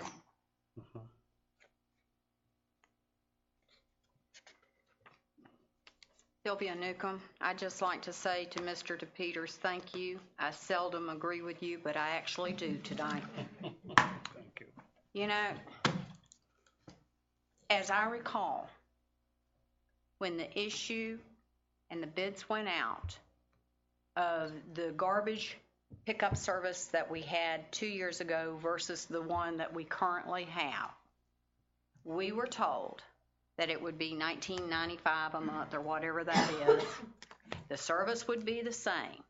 Well, it's only actually costing the city $15 and something cents to pay them to pick up the garbage.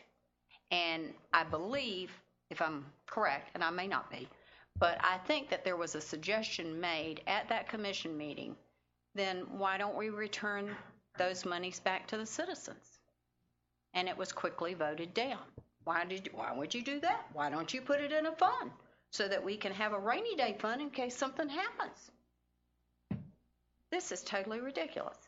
I have 2 neighbors that I have been to your city manager, told him the addresses of the people that do not have garbage pickup, do not have garbage, they don't have recycling, never have in the 6 years since I've lived there.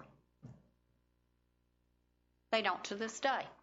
And I was told that they were comparing tax rolls and tax records, and they were going to send out letters, and the people would then have to pay up. Well, what are you going to do? You're going to have all these poor people who are living from Social Security to Social Security every month. They haven't been paying for 6 years, so now you're going to tell them, or is it from this day forward? You guys, we live in a poor community. I do not understand how you can even consider thinking that you're going to put this on a tax bill and pay somebody to put it on a tax bill and tell these poor people that they have got to come up with $234 all at one time. That is totally ridiculous. Thank you. Anybody else?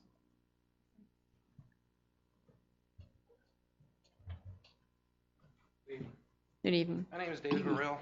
I live on Northwest 170th Lane. It's the same road as the Alachua County Transfer Station, the dump. I pay for a trash service already. I don't need a second trash service. It's plain and simple. I thank you for your letter. That's why I'm here tonight, to discuss it. And I've been here 13 years. Take my trash right down to the dump. Very simple for me, since it's already in my taxes. So another $234, I don't need it. Really don't. Please think about that. My neighbors are here also. We're going to protest it. 5 of us on the street. We all take our trash down right to the dump. It's very simple. Mr. Morrell, just Burrell. Morrell? Burrell, I'm sorry.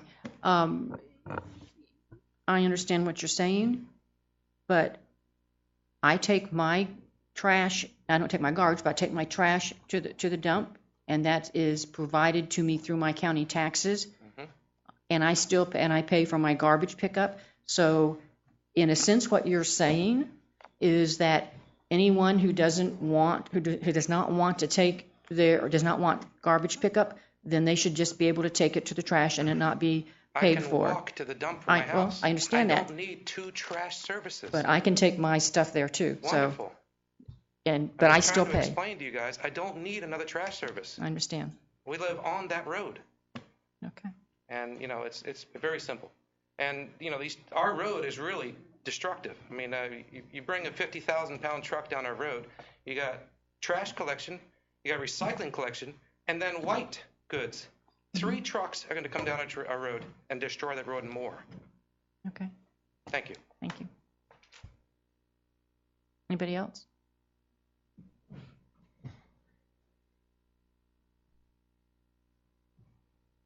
Good evening. Hi. My name is Alex Salom. I also live on 170th Lane.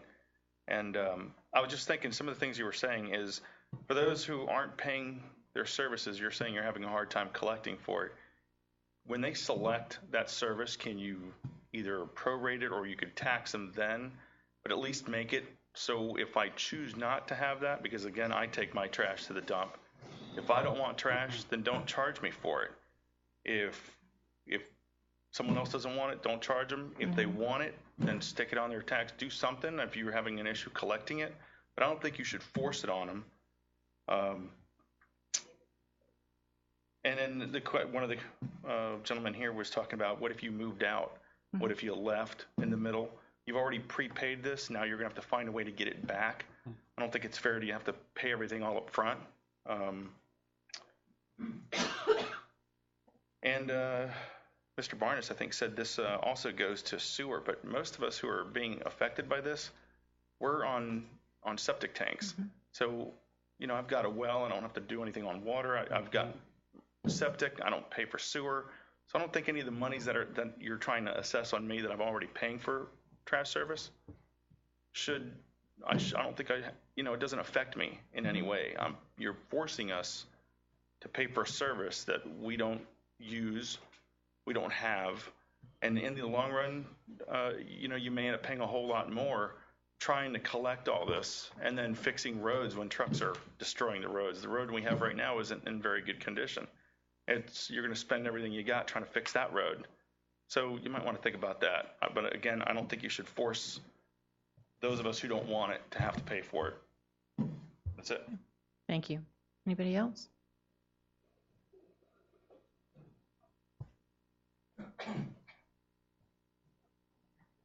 Susie Clark, I have just one question. If people are taking their garbage to the city dump, why do they seem to think they shouldn't have to pay? Well, they don't want to have to pay for the service, but they're still, it's still, you have to handle their garbage. Okay. So Thank you. Should be included. Yeah, let's keep the comments down, please. Anybody else?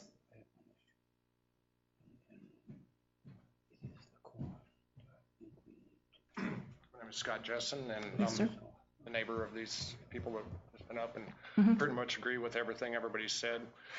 I was digging into the county records today as far as the property appraiser, and half of our dwellings on the street, our particular street, are in Swanee tax district, and half are in High Springs. And I wasn't really aware of that. It just seems to me that it's kind of a funny boundary. However, everything is divided up. There's one house that's in between Dave and another fellow he's on the Swanee district, and we're on the Alachua or the High Springs. But I pretty much agree with what they say too, as far as whether or not we should, be required to have that service. Okay. Thank you. Thank you. Anyone else? Okay, commissioners, what's your pleasure? Commissioner Jameson? I just want to make a comment, and I understand, and please don't take this the wrong way.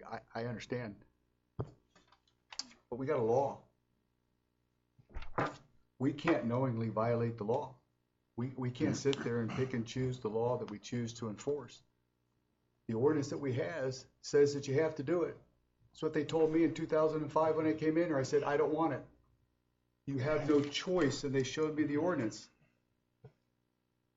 As a governing body and as a person sitting up here, if that's the case, and if somebody comes up and says, I don't want to drive 45, I want to drive 55.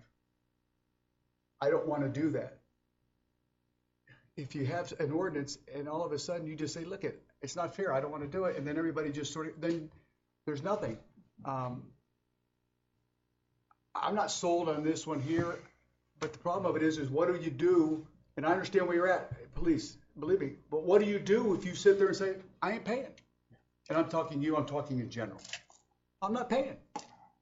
What about the people who are paying? What about the people who are footing the bill, who don't want to do it?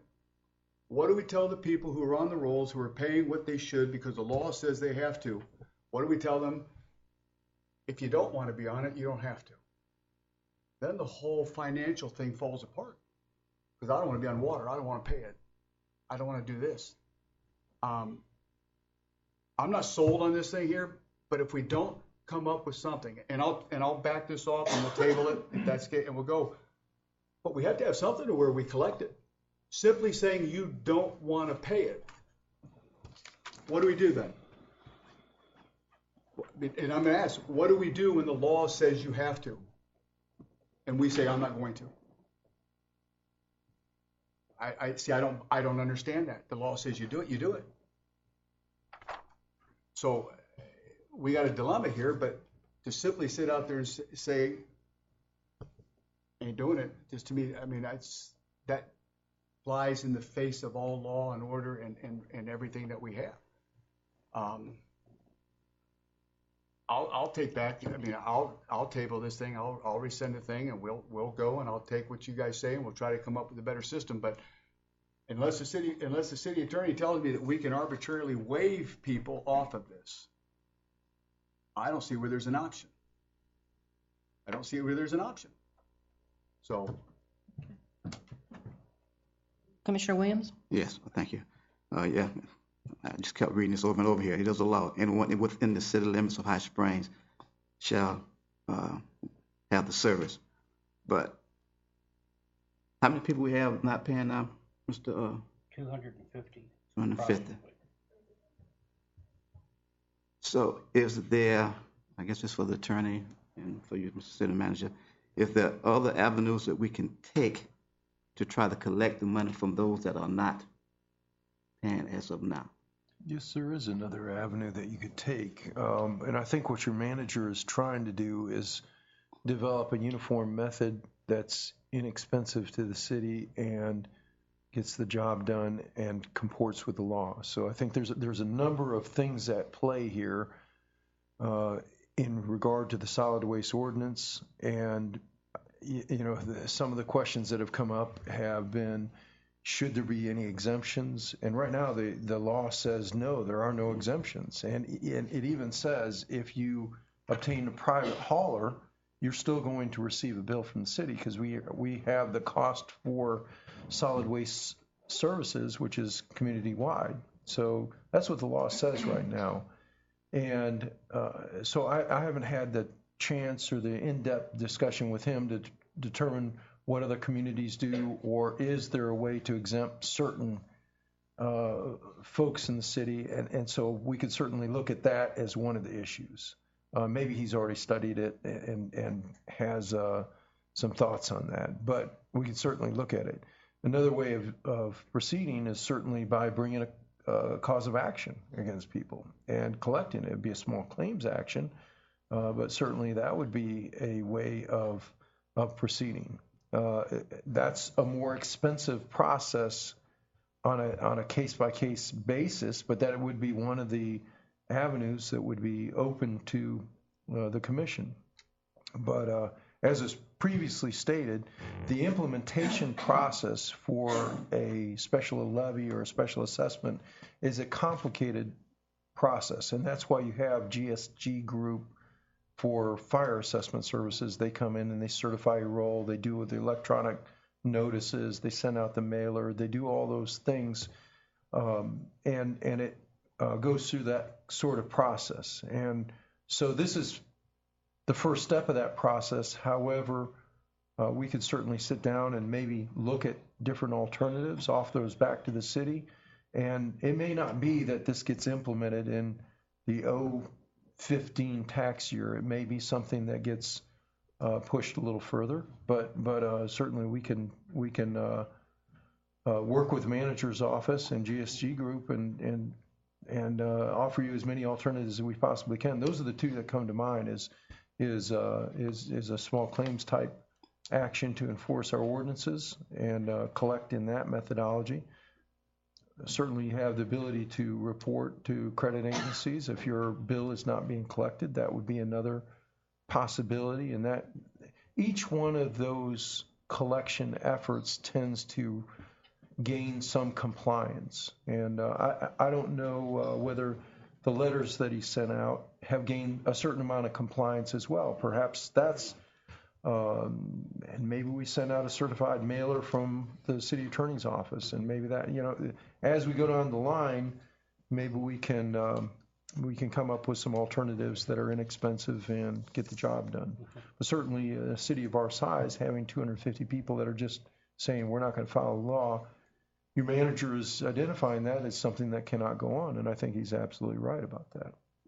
Well, what the attorney is saying is that this ordinance has nothing to do with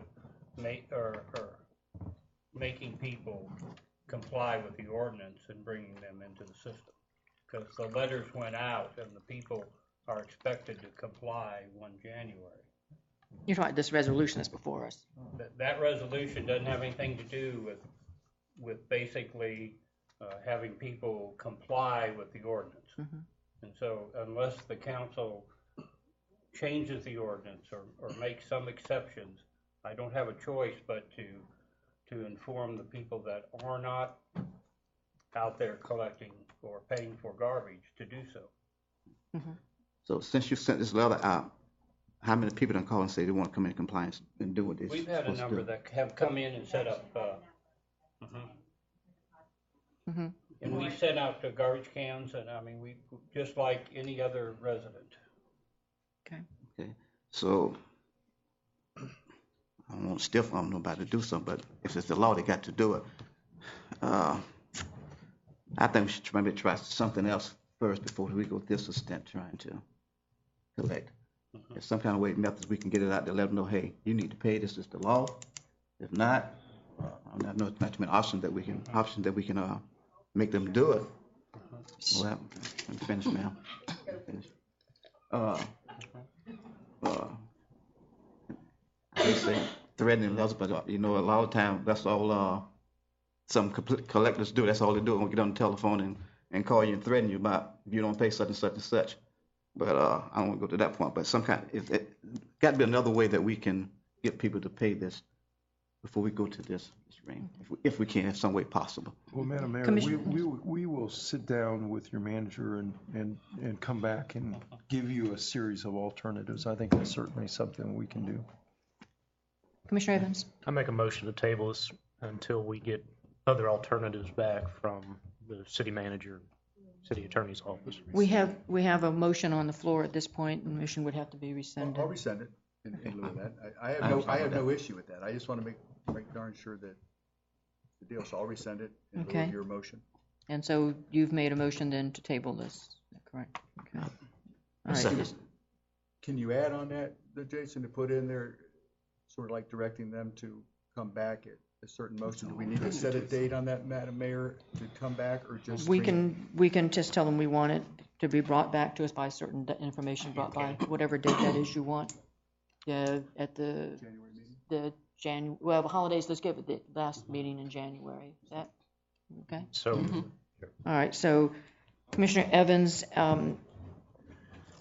has a motion on the floor, seconded by Commissioner Williams, to table this resolution and to give direction for our manager to come back at the second meeting in January with some alternatives. All right, so we have a motion on the floor. People, come on up, please. Thank you for letting me come up on this new motion. But again, Bob Barnes, I want to clarify something else, and this is probably for the city attorney as well. In this letter that was sent out, it says, and so I don't want it to be any misconception, and I may be wrong, but I think I'm right. After that time, the annual amount, along with any unpaid amounts, will be assessed and paid through your property taxes. What this letter was saying was that if you, during this year, didn't pay it, didn't collect it, didn't do it, we're going to put it on that tax bill in 2015. I don't think you can do that. I think it has to be the cost of the service. I don't believe, I talked with Windermere, I don't believe you can add the old stuff into the non-ad valorem bill. That's, you need to look into that. So if there is leftover late fees, unpaid bills, I don't think you can lop it in to that assessment if you go down the road to do that. So. Okay, thank you. Anybody else? Ms. Newcomb, coming up. Sylvia Newcomb. I want the same deal that they're getting across the street because my husband and I leave the state of Florida every May and we don't come back until the fall. So I don't want to have to pay that bill because I'm not having garbage collected. So whatever deal she's getting across the street for the TV place and it's vacant, my house is vacant, I don't want to pay either. Thank you. Anybody else? Paul Regensdorf. The actual motion is a motion to table, which I think in light of the questions makes good sense, except for one point. There was a comment made that if this resolution, which is simply a preliminary step, is not taken today, you lose the right to implement this in October. If that is true, and if you can stop it later, I think there's a serious reason for perhaps passing it tonight, because otherwise you've wasted the opportunity, perhaps, to look into these issues and consider it later. I'm not saying that's necessarily good government, but to simply kill it tonight, if it kills it for 2015, I'm not sure is wise. We're not here to discuss the charging of garbage services for all people in the city. That's already the law. I mean, that's like older people in a city like me arguing against school taxes. It's one of the things you do when you come into a city. You pay for your municipal and government services, whether you personally are using them or not. So I don't think that's the issue for tonight. I sent a letter or an email to the city attorney and the manager about a system similar to this being used in Jacksonville to collect unpaid charges for the city of Jacksonville. I don't know if that contributed to your doing this or not. That was a little different system. That was when they refused to clean up their yards. The city put them on notice, finally went in there with a mower, charged them for the fees.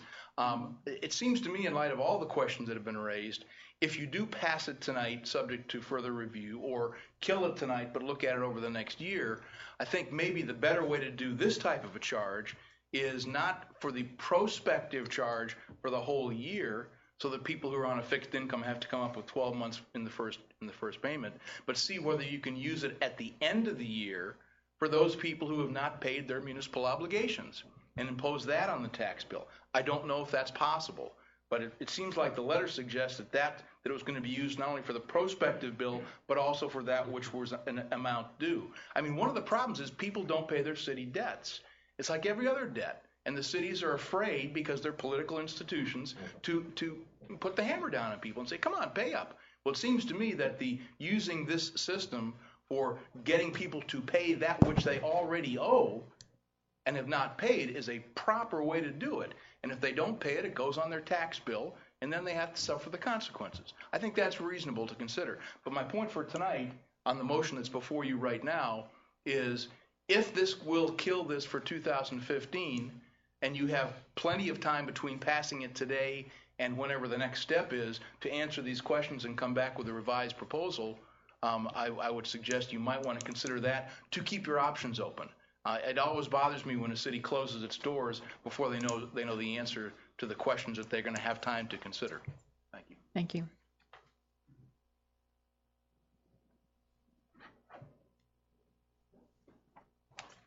Thomas DePeter.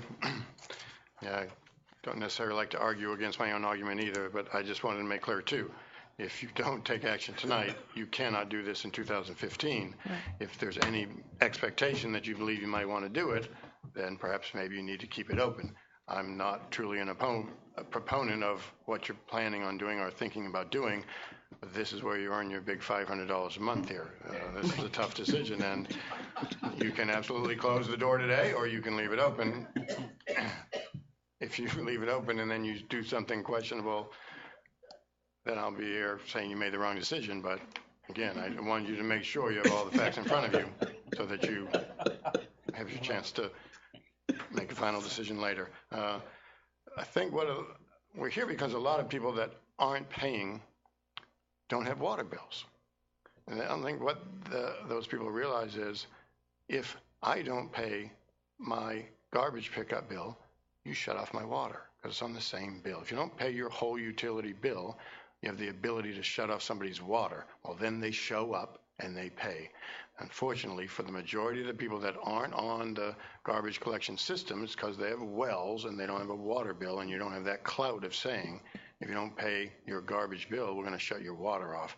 Question, is there any other service or any other way that you can sort of coerce these people into paying these bills that they're obligated to pay? Thank you. Thank you. Anyone else?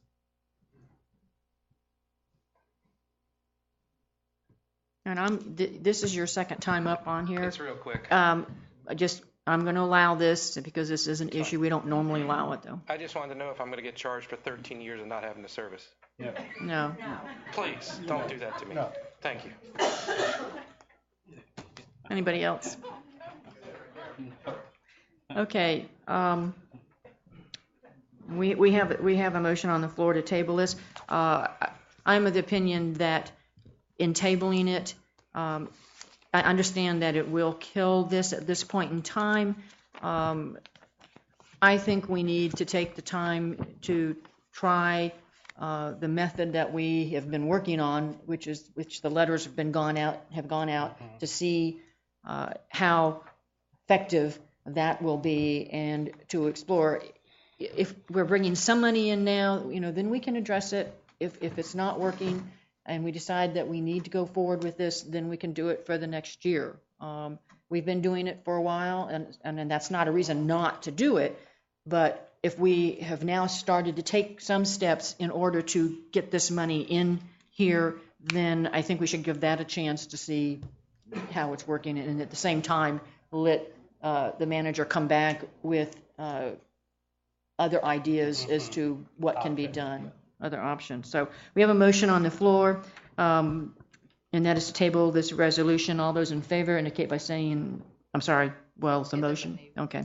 All those in favor indicate by saying aye. Aye. All opposed indicate by saying no. All right, motion passes 5-0. Okay. The next item is number 2, and that is to discuss and consider renewal of the city manager's employment contract. His contract is, he's been here for 2 years. This is would be a third employment contract with the manager. I believe you all have before you a proposed agreement that he has put forth, and it is one that is highlighted in red with the changes that are underlined, and items that have struck through or items that have been deleted. Mr. Manager, would you like to go through this, or would you like me to just explain it? You're doing a great job. Okay. It appears in looking at this that the manager is asking for a 2-year agreement, which would begin in January of 2015 and run through December 31st of 2016. This is under Section 1, Term, Item 1 under that. Item 2 under Section 1. Currently, the notice for termination is 60 calendar days, and that is being changed to 45 calendar days. The next section under compensation, Section 3, Item 1, is that the manager will receive a pay of $75,000. It shows here that he is currently at $67,600, but I think that is incorrect because it was recently with the 4% across the board, so it's about $70,300 and something, right? Okay, so he's looking for an annual salary of $75,000, and that, as we did and as have in this past October in our budget, language is added that he would also receive any cost of living increases that the regular employees receive.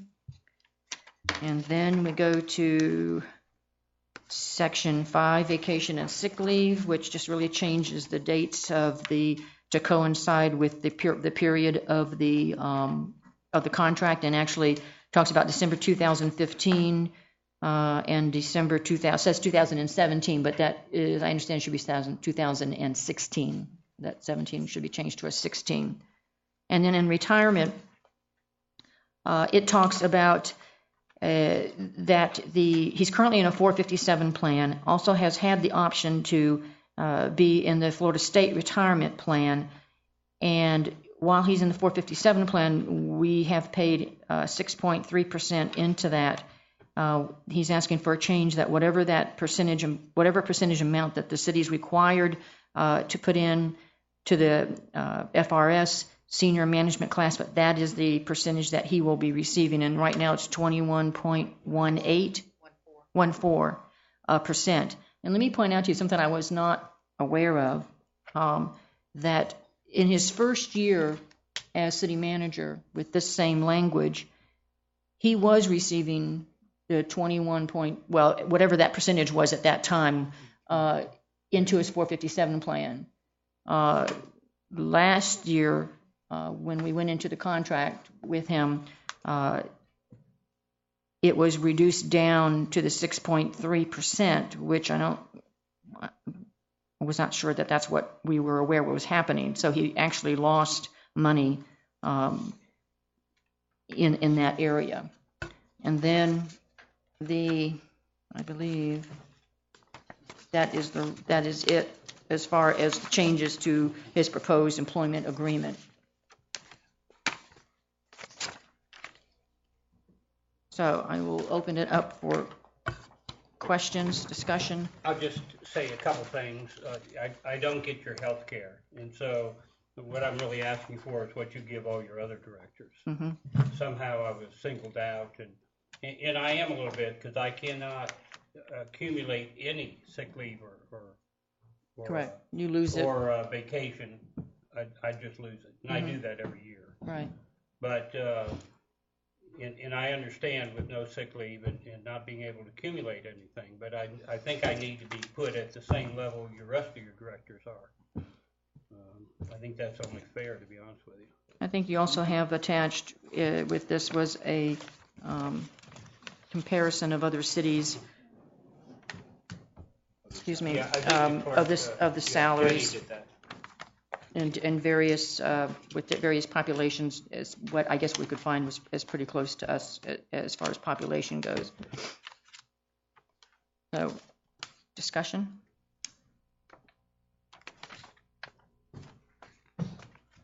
The Mr. 2 Jameson? years is for stability. I made the chief sign off that he would stay 3. I think we need stability in the city, especially in the police department and in the city itself. Yes, I agree. I agree with that. I'm sorry, Commissioner Evans. I think the city manager's done a fine job over the course of his tenure here, and stability is really important. We haven't had a city manager that's hung around too long in the recent past. Same way with the chief. It'd be nice to see both retained for a good long time. I like the direction the city's going in. I think the city manager is a big part of that. I'd like to make a motion that we approve the employment agreement with the city manager for the following 2 years. Second. All right, we have a motion on the floor by Commissioner Evans, seconded by Commissioner Jameson. Further discussion by the commission? Commissioner Jameson? I'm just going to simply echo a little bit on the same thing that was said. I think the main thing we have to do, we've talked an awful lot about economic development, and that seems to be an extremely important issue. I think the one thing that a business would like to know when they come in is that you're stable, that your management is intact. I think with the new police chief 3 years, Mr. Booth 2 years, the city attorney is on. I think it sends a message to those businesses coming in that we're stable and there's not going to be a lot of upheaval. So I like the 2 years. And I also think that the pay is equivalent. I think it's close. But I would agree with the salary and so forth, especially with the 2 years. I think we need to send a message and let people know that you come in here, you're going to have the same management for a while, and you know what to deal with. So, thank you. Madam Mayor, the other thing, I think that the manager has certainly put the city in a position where financially we're in a much different position than where we started with when I first came on board. And there's a couple of things in the employment agreement and what he's expressed to our office, that he first initially came into the city and rented an apartment in Alachua, and then in the contract, and I don't know where the mix-up came in on that, and I haven't researched the history of it, but he was required to move to the city of High Springs, and he personally lost money with that provision because he had to move and cancel out his lease, and I think he wound up taking out of his pocket 6 months rent and canceling the lease. So he lost money out of his pocket to come to work here. And the second thing that happened last year was the discussion about the retirement pay, and that's a 15% differential that didn't go into the ICMA. So, he's lost money there as well.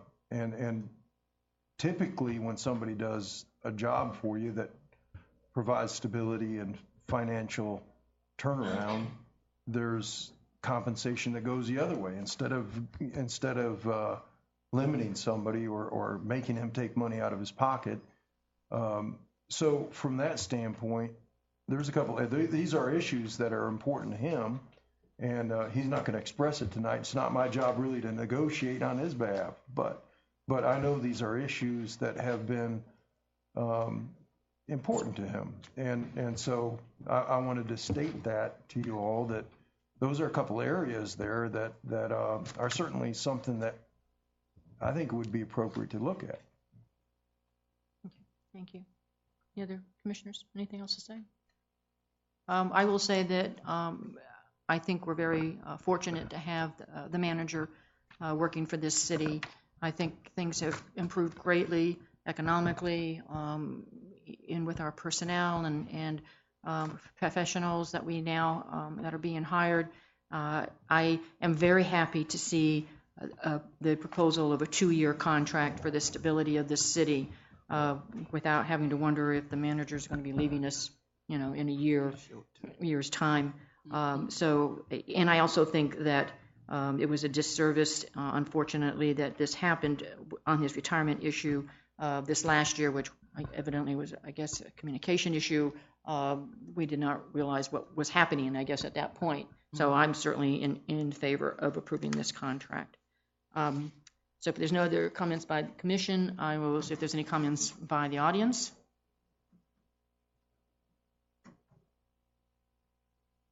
Paul Regensdorf, what an unmitigated disaster his term has been. Oh, my God. Oh, no, that's the wrong notes I was looking at.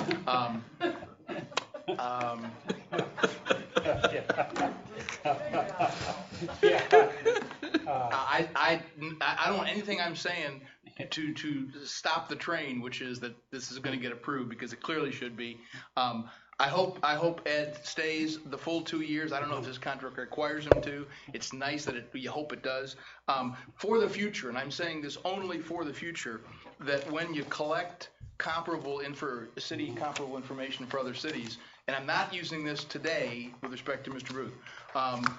The population is great. The other parts are the benefits that go with it. I mean, I don't know what Ed's salary was last year, but I think the total budgeted figure for the city manager's position was $120-some thousand when everything gets put in together for this next year. So it's really, it really looks more towards that total number, especially if there's been a diminution of the retirement compensation compared with comparable people. So that would, if you will, knock his number up a bit. A number that might knock it down a bit is the budgets of the city. In other words, the responsibility of the person who's got the job. This city that's located in Plok County. I didn't know we had a Plok County, but Fort Meade must be located in Plok County. It's probably the closest in size and in salary. I have no idea whether that's got a lot of budget or not. The city of Alachua probably has twice the budget that we have, Twice the population. and a little bit more than half of the people too. Those are things for the future. For today, I welcome Ed for another couple of years and more beyond that. Thank you. Any other comments? All right, seeing none, we have a motion on the floor All those in favor indicate by saying aye. Aye. All opposed indicate by saying no. Motion passes 5-0. Okay. Our next item is a review of the city's financial reports. Who's going to do that? That is. Ms. Stahl? Director? Yeah. Jennifer will. Before we actually start the reports, we do have a CD coming due in January for $200,000 that apparently has been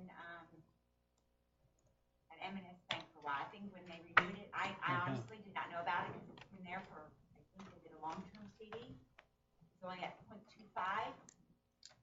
I'd like to explore options. I found some that I can get in their FDIC insured, that I can get like 1 to 1.25. 1 to point, compared to what?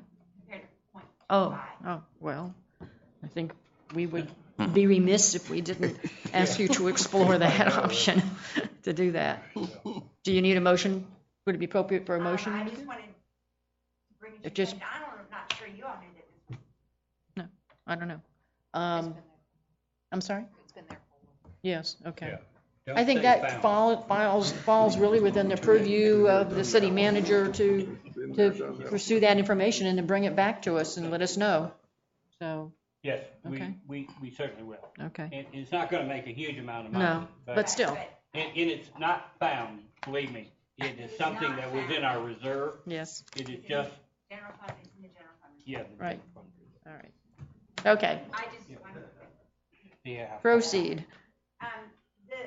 one of the things that I put on the front of your financial report is kind of a where we are cash flow wise compared to where we were this time last year. We talked about at the end of the budget year about paying off debt.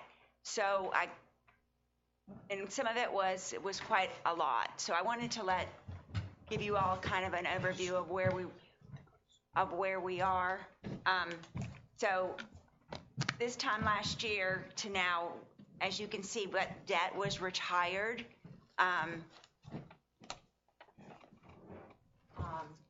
The bridge loan, the water bond, the ballpark, and the police cars have all been paid off to the tune of $218,000 in the last year. These payments, the payments there have been paid this year, so that's something that we have every year until you can see when the debt retires. That's another, $550,000 that we pay every year. But even saying all of that, after that, we are still $75,000 ahead of where we were last year. So just kind of something I wanted to point out, that because we did pay off some debt, and we did spend some money. We bought police cars, and we did a lot of paving. We did, several hundred, almost $300,000 in paving. So I just kind of wanted to give you all an idea of where we were cash-wise. Okay. These financial statements reflect the first month, October. We did not have enough time because of the meeting being so early in the month to get November's completed. Going forward, in January at the second meeting, you will receive November's financial statements. Actually, I apologize. For the first meeting of January, you will get November's, and in the second meeting, you will get December's. Okay. And from that point forward, it will be the second meeting of every month that I will bring the financials to discuss. Okay. Does anybody have any particular area they want me to talk about, or? I have I have actually 2 areas that I would just like an explanation on. Okay. It's really early in the year, and my thing of looking through this was to see where we were on our budget as far as percentage spent.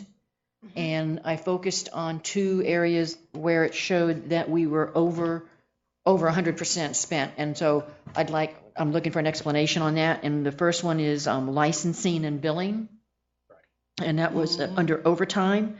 It shows 101.73%, and we're only 1 month into our year. Yes, ma'am. I actually had a discussion with the city manager. Currently, there was only one person working on Fridays in a building by herself. If they come in for a tag and they have to go and verify the VIN number, for example, they have to come behind the counter and go outside. This is a person that's by themselves. For safety reasons, with money and opening the door, we do not feel like it was as safe for just one person to work, so we have had to add a second person. Currently, the girls are alternating every other Friday, and they are actually getting overtime.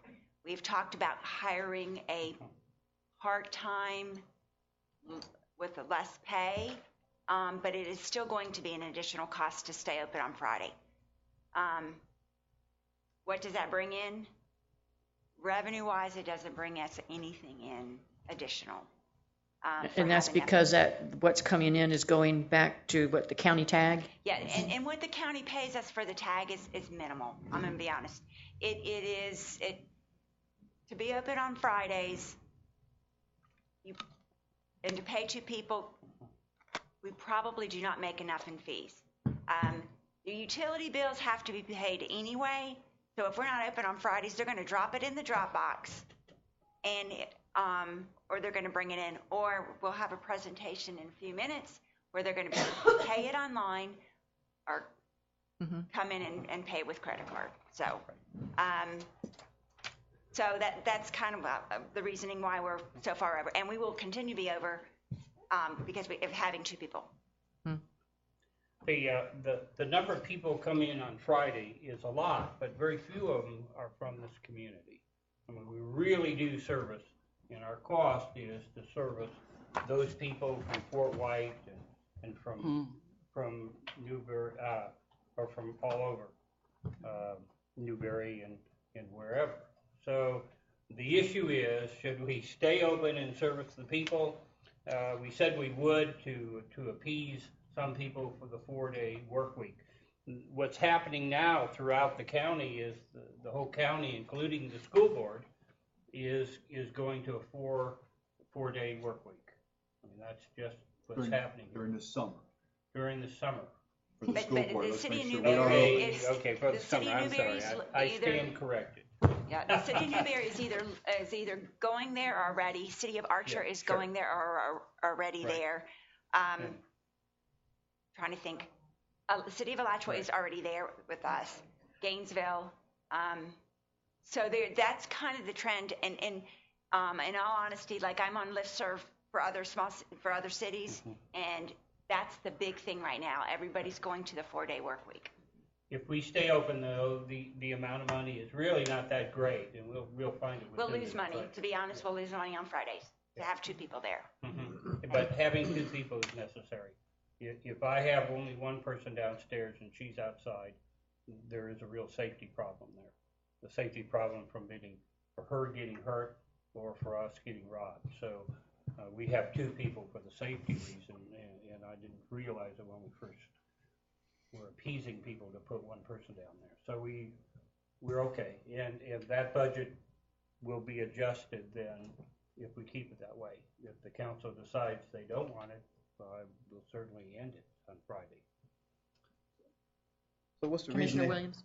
What's the reason they have to go out to verify the vending them? What's that? Out of state, Out of state vehicles, and we get a lot. So Right. I'm surprised how many we get. There's at least one, I would say, almost every Friday there is somebody that has an out of state. So that was just meant for information. Right. Is that something we need to readdress? I would think readdress at another commission meeting, I think we'd have to put that on the agenda for discussion purposes. My other question dealt with police dispatch. It's not, I mean, I think I realize now what the issue was. It shows that the debt service is 107.8%, and when I looked at the principal and interest combined equal the amount, but one of them was lower than the other one, and one was higher, which brought it above. Right, it depends on, I try to guesstimate the interest Right. payment and. Right, yeah. okay. So those are the only two issues I saw on that report. That as far as, my concern, as far as being over, or getting close to being over what's budgeted on a line item. And we, as department heads, talk about the budget, fairly rarely, fairly consistently, to make sure that we're all aware, because, one of the things that I'm trying to preach to them is just because it's in your budget doesn't mean you can spend it. The revenues have to come in as well. Right. Okay. But one item we're going to, when we do the budget adjustment, is that we didn't spend it last year because of trying to get a cheaper price, but it was the drying of the effluent from the sewer plant. And that's being done, that's being built now, but some of the money that we were going to spend last year will have to be moved into the budget this year. Any questions, other questions on the budget report? Okay, thank you. Item 4 is the presentation of point and pay payment processing. Again, our finance director will be giving us information on that. I was asked by you all, one of my very first things when I got here was for us to have the ability to pay the bills online. So I researched several companies, and the one that I'm presenting, the city of Alachua uses them, and Levy County uses them as well. The fees are added to the end user, not the city, so the fees are not applied to us. We are not responsible for the credit card number. That's a big issue about being held responsible. The company, the third party, does that. Is this like PayPal kind of thing? Absolutely. Okay. Absolutely. So not only will it be your utility bill, so online you can do utility bills, the Parks and Rec fees, your occupational license. Okay. If you come in, you can do all of those, as well as you can do your tags. You can pay for your tags, and you can pay for building permits, fire inspections, and code enforcement. And that's all by credit card, you're saying, if they come in? Yes, we're going to be able to. So we'll have a credit card machine at the PDC, and then we'll have 3 in downstairs. They're giving us 1 free, and there's a $50 charge for the other 3, so it's going to cost us $150. A month or a year? That's it. That's it, okay. That's it.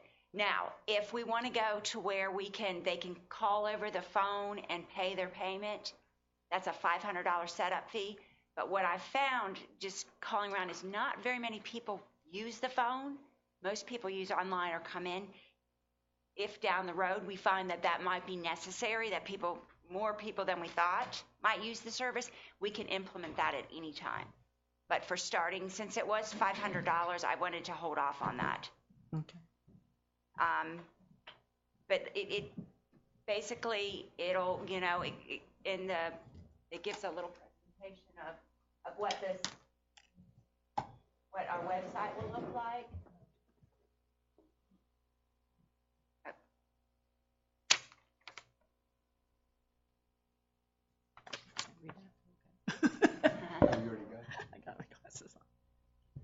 So basically, depending on for example, your utility bill, you will have to know your account number, and you'll put your account number and it'll pull you up and you can pay your payment, and it batches every day. So your payment will get applied, and you'll get credit for the day that you paid it. And if you paid at midnight, as long as they haven't closed, it'll get credited. So I think this is really a win-win for us and of course, for the company, but it takes the responsibility, which is really Eric and Jenny and I talked about, managing credit cards and that whole thing. And We've heard about Home Depot, and Right. we've heard of, actually, the U.S. Post Office got hacked into. So this takes the liability off of us, and it does what we need, and it allows the customers to pay their bill. How does this play into our new finance software that we're getting? Okay.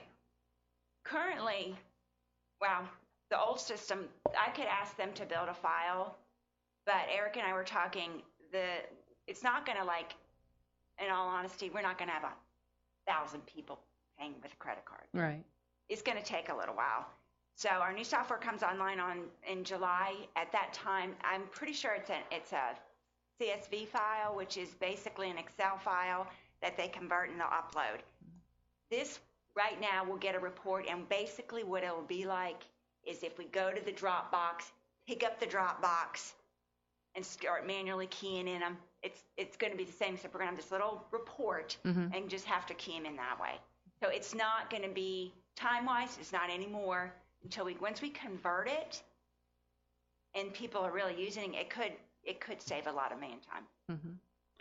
What the credit card will do for the low-income area, what we have is a lot of people that don't pay their bill. They get their water turned off, and then they come in a week or so later, and then they have to pay the bill they owe, the reconnection fee, and all those other fees. And really, on a monthly basis, they're paying a whole lot more than if you just paid your bill. And they do so because they just don't have the money at the particular time. But they always usually have a little bit of credit on a credit card. And this will really save them a lot of money by using the credit card if they don't have the cash and pay it a little bit later. And so, I have noticed our income statements, our income for those people who default and don't pay, way too high, to be honest with you. And so this is a good way of trying to get that down, because a lot of people are paying money to the city, really can't afford to. Yes, Commissioner Williams. How much what's the fee cost for every time they pay the bill? There's a convenience fee, so you can also, I'm sorry, I forgot to tell you too, you can if you don't have a credit card and you have a checking account, you can do your online credit check. I don't know if anybody's ever done it, but you can go in and you put your routing number and you put your account number and it'll pay it that way. That fee is $2.50, and your other fee is 3% of your bill.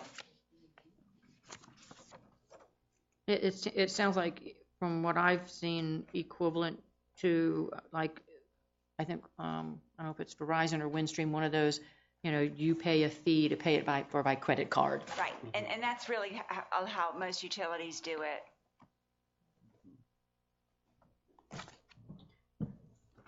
Yes, Commissioner Jameson. What's the downside? Is there a downside? It doesn't sound like there's really anything to the. This gives an added benefit to our customers That's to what it be able sounds to like. not have to come in, not have to mail the check. They can just go online and pay their bill and be done. Okay. Or, we for example, too, we get quite a few people that they bring a lot of tags in. They come in and they have $200, $300, $400 in for tags. And they say, y'all don't take credit cards. Right. And so honestly, I don't see a downside. And the only investment is the $150 for the 3 of the machines. God bless America. That's what I'm wondering. You don't have to pay any kind of monthly fee at all. No, ma'am. No, ma'am. Okay. Just upon usage. Right. Right. So once you get the equipment in, that's it. The fee goes to the customer. If they choose to use this, they have the option. Right. Right. They pay on their end. Okay. Commissioner Williams? So is there an option where you can set it up where it come out automatically monthly? Yes. Yes, we do. They have the reoccurring ability to automatically take it out, yes. Commissioner Evans? If for some reason we were to decide to just discontinue use of service and everything like that, is there any contracts to this? Any fines for ending things, or? they had it as a 5-year contract, right there. Oh, no, I changed it to a 3. Okay. That's not standard because it's basically a merchant agreement for anybody that's had a store business or something that they pay. Anybody that pays credit cards, you have the merchant agreements. Most of them are 5 years. I changed it to 3 and told them that's what we wanted. Any other commission? We would have to pass a motion to approve it.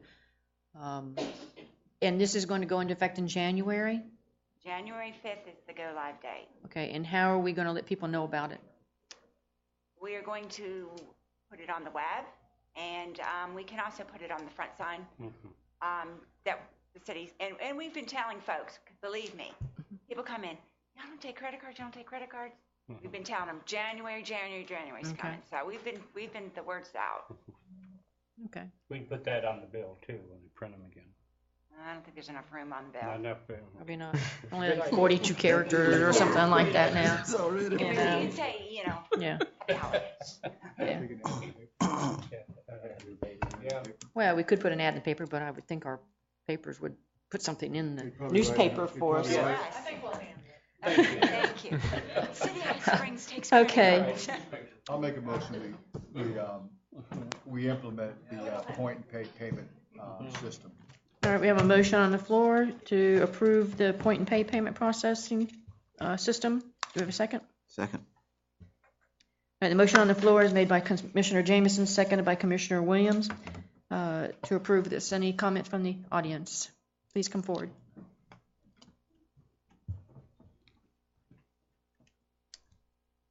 Yvonne Andrews, correct me. Mm-hmm. If I use my credit card, I've got to pay $2.50. That's what the charge is, yes. No. That is what they just told me. 3%. 3%. The $2.50 is if you do an online check. If I do an online check, but if I use my credit card or my debit card or anything, I'm not paying anything. Yes, you are. 3%. Yes, you are. That's what she just said. 3%. Yes. Or whatever it is. So if you had a $60, you'd be paying. I can get a stamp for 50 cents, and I get my check being a senior for That's right. nothing. So I will come in. Darn right. I'm with you. That's where you have the choice. That's right. Anybody else? With all the bills, that's why I asked. Yeah. I'm with you. My Verizon or anything else I pay, I don't pay anything when I use it. I sit out at my computer and pay all my bills. Okay. Right. All right, okay. It's voluntary. Let's go. It's a voluntary. All right, we have a motion on, does anybody else have any more comments? Okay. All right, the motion on the floor. Please indicate by saying aye. Aye. Any opposed? Motion passes 5-0. Great. Thank you. All right.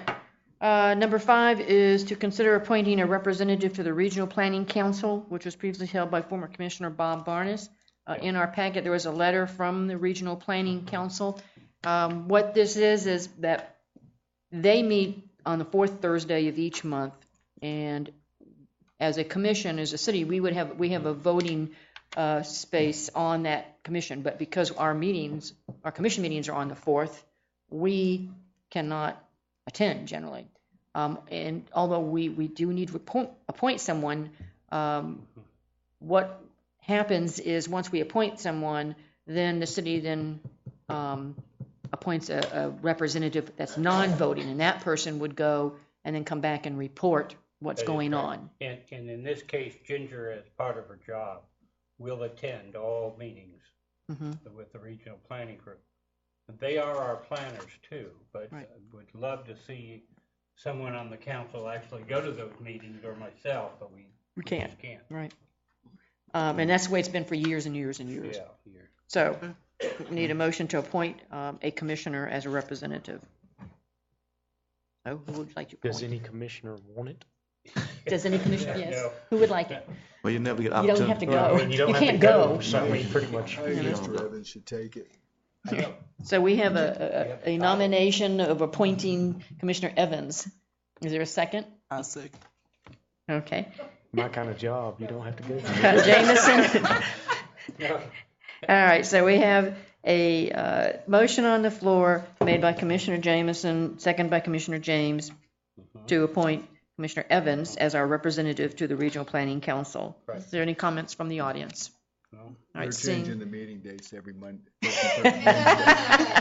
All right. It's too late now, bud. It's actually quite an honor, to be honest with you. I mean, it is a It's very group interesting. that plans all the area and large Yeah. developments, so you'll have the title. And they do have an annual meeting that you could go to, which was not held on the Thursday. Right. Yeah. Okay. All right. We have a motion on the floor. All those in favor indicate by saying aye. Aye. All opposed indicate by saying no. And Commissioner Evans, you can't say no. All right, motion passes 5-0. Okay, we are now moving to our city attorney update, report and update. No. Did I miss one? Oh, 6? Point chair. Community development, CRA, CRA. chair and vice chair. I must have missed that, sorry. Mine's not on there. No, okay. Item 6, appoint a chair and vice chair to the Community Redevelopment Agency. By ordinance, although all of us are on the on the CRA board, and we have 2 business representatives, by ordinance, the city commission appoints who's on the CRA. And so before we do that, however, I would like to introduce our CRA Executive Director, Amanda Rodriguez. You can come up for, everybody can say hello to you. This is her first week on the job. That's as nice as he gets. Yeah. So we have all met her and have talked to her. But I want to introduce you to at least the audience that's here, so you all can see her, and feel free to come and speak to her. She is located over in the trailers where the Public Works is, correct? That is correct. Correct. And she probably is going to be there generally in the afternoons, right? So. And we've met, and we're going to work together, which means I give her advice, and she does all the work.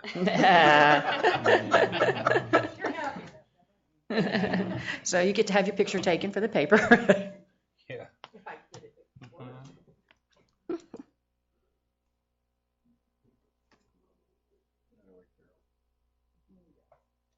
To do another one, just.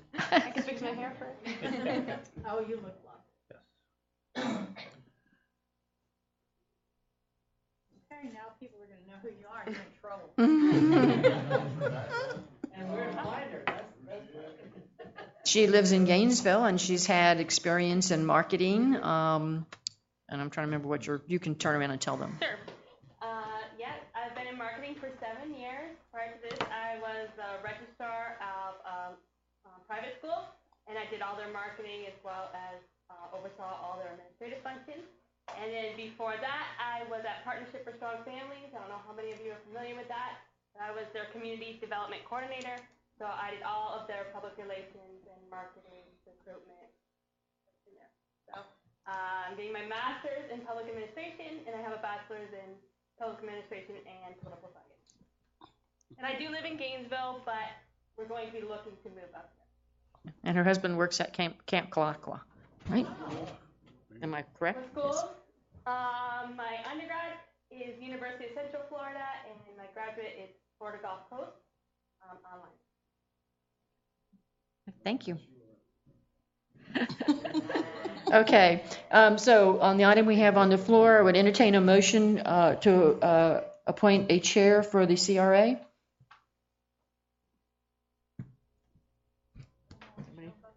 Right. No one wants to. Does anybody want it? And I hope I don't have the same effect. Well, you can just throw a name out there and see if it sticks. I make a motion to appoint Scott Jameson as chair. I appreciate that, I really do. I can't do it, it's the reason I haven't done, for whatever it's worth, the mayor's position in the 3 years, because my job just does not allow me to do it. And I appreciate it, but you need somebody who can actually be here. And I don't mean that jokingly, but there's meetings I can't make simply because of work. So I do appreciate it. Well, I withdraw my nomination. Byron, you want this job? Well, then I'll nominate Byron Williams. Okay, so we have a motion on the floor made by Commissioner James, seconded by Commissioner Jameson, for Byron Williams, Commissioner Williams, to be the CRA chairperson. All right, all those in favor indicate by saying aye. Aye. All opposed indicate by saying no. Motion passes 5-0. Okay, I will now entertain a motion for the CRA vice chair.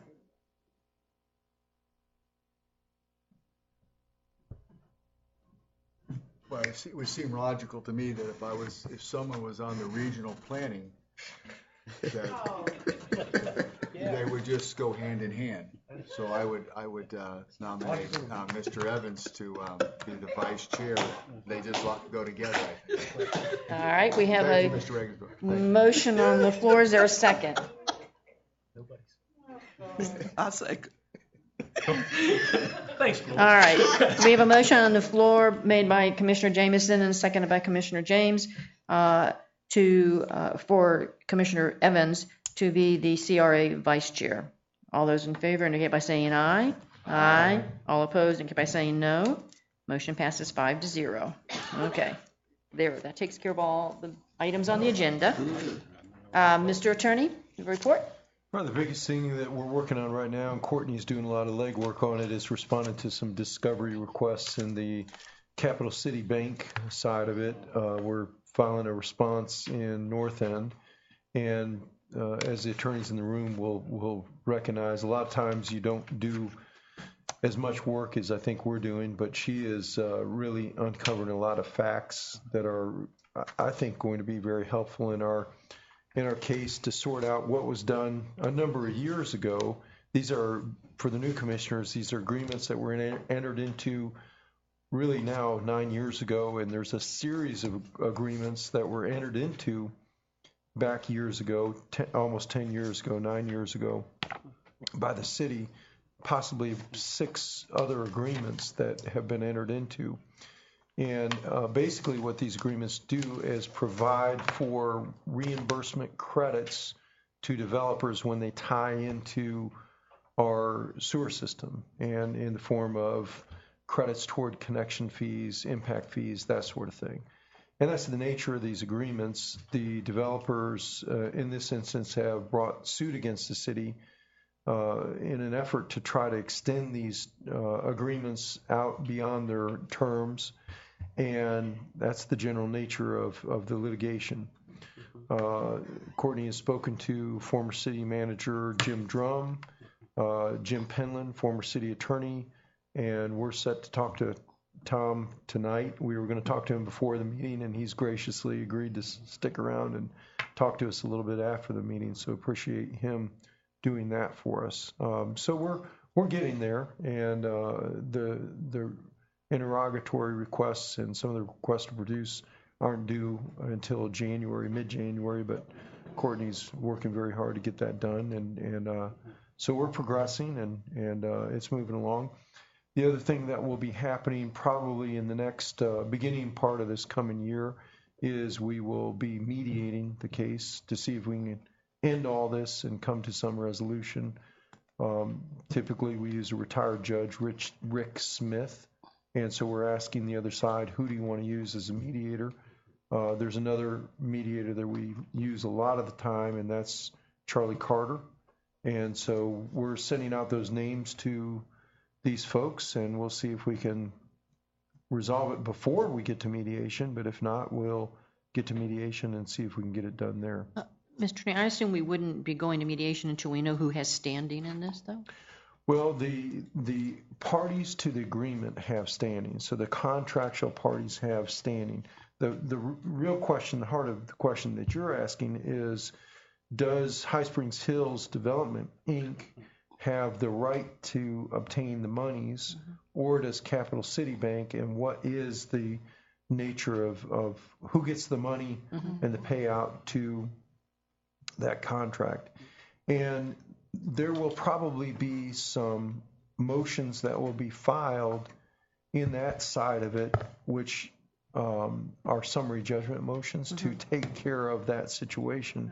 But there was a time where monies were supposed to be credited to High Springs Hills Development and were not, and prior to the foreclosure, and then subsequent to the foreclosure, Capital City argues that they came into the position of entitlement to those funds. So there's a break point there that we can point to at least have that as a line of demarcation as to who gets what monies. And ultimately, that's really not the city's fight. I think we can take the money and put it in the registry of the court and say, you guys go fight over this till the cows come home, and it's not our deal at all. And so ultimately that question will be answered by the judge, and it's not going to be us fighting that. What the development companies have done is they've said, well, we're not so much interested in the money, we want extensions of the development agreement. And what that extension is and how that's done is the delicate part of the work that we're doing. And really, with these agreements ending in December of 2015, there's very little benefit by us who are now already involved in litigation, and we're spending the money to do that, to extend these agreements. That's just the fact of the matter, and that's where we're at. The developers are saying that the agreements don't end in December, even though they're 10-year agreements. They're entitled to monies beyond that. They're entitled to capacity beyond the agreement. That's an argument that I think is creative, but agreements are what they are, and so we'll assess that as time goes on. But that's what the nature of the litigation is. That's where we're at right now. Courtney's gotten some really good information, I think, that helps the city out.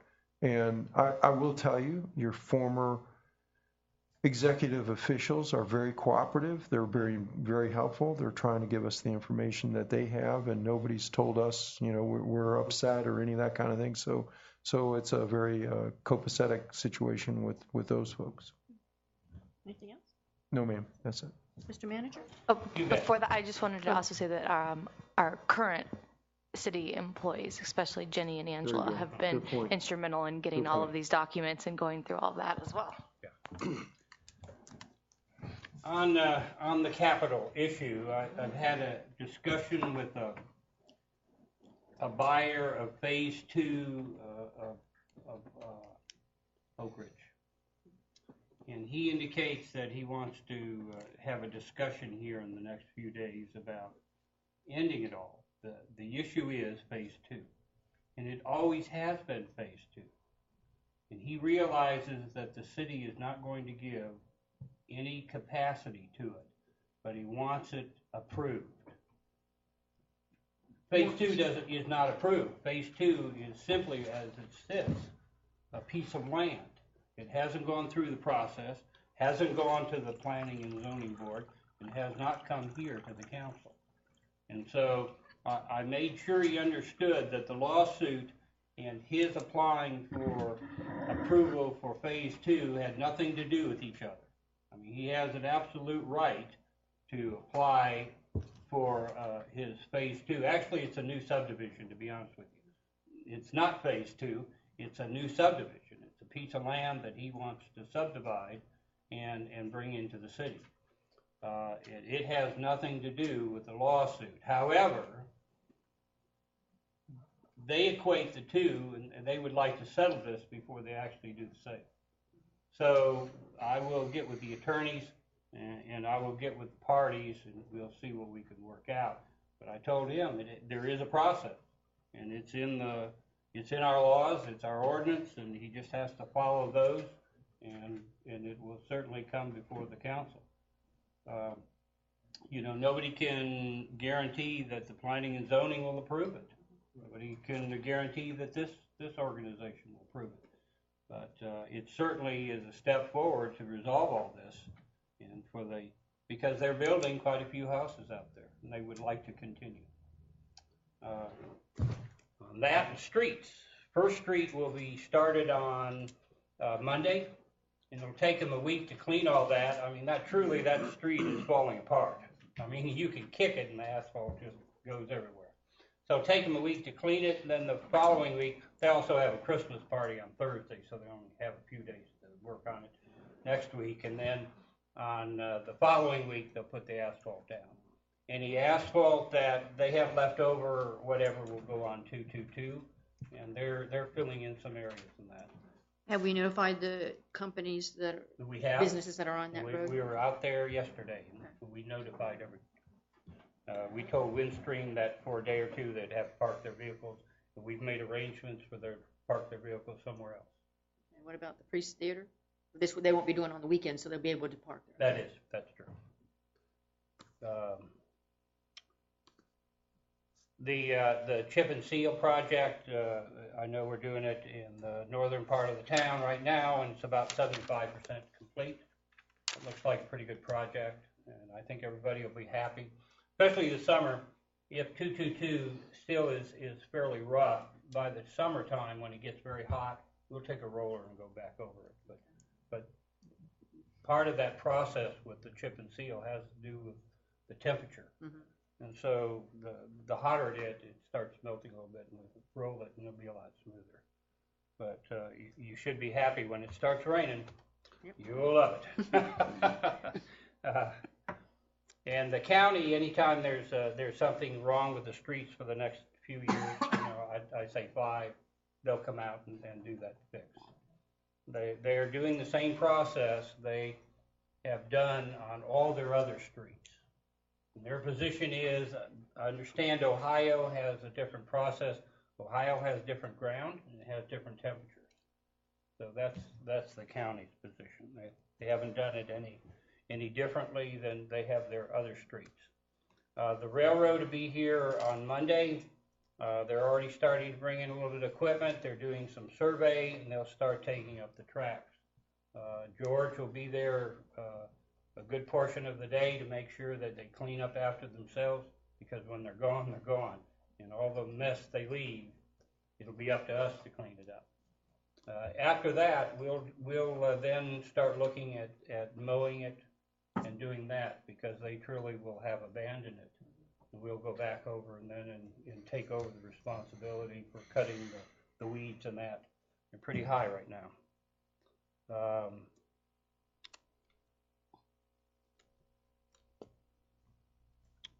Oh yes, I'm a very happy grandfather of 2 twins, born December the 2nd. At about 6:30, I did not go into the delivery room. I'm sorry. However, I did see him come out, and one was 7.9 pounds, and the other one was 6.8 pounds. They were monsters. And so far, since December the 2nd, it has cost me $4,000, and going up. There's no limit on that. You got a raise. That's why he needed the raise. The police department has taken possession of 5 police cars. We really want to put them in the parades. They have so many lights; they look like rolling Christmas trees. I mean, it's amazing. They look. Anyway, so we probably won't though. No, probably not. It sounded like a good idea. Do they still say Waldo? Or? They do. But Waldo is very little. Waldo is just very tiny. You could get a magnetic sign. Yeah, that's right. I'm going to be out for about 5 days during Christmas, and I'll probably turn it over to Jennifer, or whoever is still here. I have to run back to Dallas to make sure my 2 grandsons are still alive, and spend more money and then come back. That's really is what it's about. And I already talked about meeting the CRA director, and otherwise it's going pretty smoothly. We're happy. Commissioner James, you have any? Well, I only had one thing, and that was about the liquor store across the street from Miss Newsom, but she came in tonight and took care of it for herself, so I don't have to do it. Yeah. She came to my house the other day. She was upset. So she took care of it herself. Okay. And personally, I'd like to see something better going in there, but we didn't have a choice. If it's zoned correctly, they have all their licenses, we really don't have a choice. I know that's what I was told. Yeah. Yeah. Commissioner Evans? Nothing really at this time. Just want to wish everybody here happy holidays and hope you have a great new year, and look forward to seeing and working y'all in the ensuing year, and just congratulate Mr. Booth for the grandchildren. Hopefully they don't cost you that much every month. Commissioner Williams? I got a couple of things here. First, I'd like to say thank you for the vote of confidence of being the chair of the CRA. I look forward to working with Ms. Rodriguez and the city manager on that. Also, on Tuesday night, I was impressed with the superintendent. His 100-day report. I was very impressed with some of the stuff he's saying. He's concerned about kids being well educated, and I think that's so important. And he made one statement that really touched my heart, that he wanted to see our kids stay in this area to work. So he wanted to educate our kids and prepare them to stay here. But it's going to take the cities to be a part of that, to create some economic development that our kids will stay in our community. So he's so I call him Captain Kirk now. So he's gonna take us to to Mars. So I'm really impressed with that. And I hope that we as a city will work with them very closely. Yes. And he's working with the University of Florida and Santa Fe Community College. We know how that goes with Santa Fe Community College. Yeah, I know. Yes. We're gonna work on that. Yes. We're gonna make a visit. So I was very impressed in his what do I call it? His agenda is on the website at this time. You can go through and see it. And Commissioner James is also there. I have a meeting Monday. Yo, I was there. He was there. I see you. He's in good behavior. All right. Okay. I have a meeting Monday with the North Florida Regional Water Supply Partnership. Yes. And that's what's the time on that? From 1 to on here somewhere. I think 1 to 5. Right. And I'm going to attend just as an observer. Okay. I'm also going to talk to Mr. Regensdorf, who also will attend. I think it's a very important group, to be honest with you, because I think they're going to take control of some power, because they're environmentalists. Mm-hmm. Yeah. What else I got here? Oh, on Northwest 13th Street, Mr. Manager. The residents on that Northwest 13th, on that side of Northwest 13, the people that cut the grass say they are not responsible for keeping that cut. Well, they're responsible for 3 times, and we're looking at it. And when it really needs it, when people request that we send our own mower out there. They never cut it before, they say. They never. We'll make sure. I'm having a little problem with the contract. Yeah. Even also on, I don't know if they're supposed to cut. I guess that'd be Rebel Avenue also. Those homes right down Rebel Avenue. Okay. Yeah. If you go down 13, you make the right, or make the left. The residents in that area, they're not keeping that grass David cut. out there. We're gonna look. I have to look at where it is, Tier Street. Okay. I have it written down. I guess, is that Rebel Avenue? Running from Miss Christine and, yeah, Rebel Avenue. Okay, that's it. What else I got here? When you get a chance, Mr. Manager, we can schedule a meeting. It'd be wonderful. Let me know when. You bet. To, Me and you. okay. Me. Anytime. Okay. I got to place on a couple things I want to show you around Yes. town here. Oh, yeah, I'm at your disposal. Okay, we'll give you a call and we'll see when. And also, I just want to wish everybody a Merry Christmas and a Happy New Year. That's all I have. Thank you. Mr. Jameson? I was pleased to see that we did the recognition for Mr. Means. Oh, yeah. He was the principal for my youngest daughter, and I worked with him for about 10 years. So I was very pleased that Jenny and they, did that. The city organized that, so I appreciate that. And Sue, okay, she gets enough stuff. I've got 4 grandchildren, Ed. Me too. I'm done. Okay, thank you. All right, I have 2 things. Just wanted to let you know that I'm going to be asking, or will be placing on the agenda for January 8th, a review of our rules and procedures. Well, at one point, we had started to change those and update them. And so I think it's time, they got put aside, and so it's time for us to start to do that. She still have like the draft stuff? Yes, I'm sure she. You can send that out to. Yeah. I'd also, will be putting on that agenda a request to, I guess really to direct the city manager to start looking into a new police department building as far as planning for the future. And I think, well, I guess with the new police chief and to get ideas of what a new building would need if we're going, you know, that type of thing. It's not something that we're doing right now, but it is, I would like for him to have the direction to start doing that. Yeah, and it takes a while to really do it. You get the police officers involved, and then they look at other police stations, and they decide, you know, how they would like it designed. And what I've experienced, of course, most of it in the military, you know, some architect comes in and designs, gives it to you, and it's nothing that you really wanted. It doesn't. It's not functional. You know, you have to tear down walls to make it that way. What I like to do is start from the bottom and get the police officers involved and say how they really want it, where the evidence room needs to go, where everything needs to go, and then move to phase 2 where you get an architect to design it.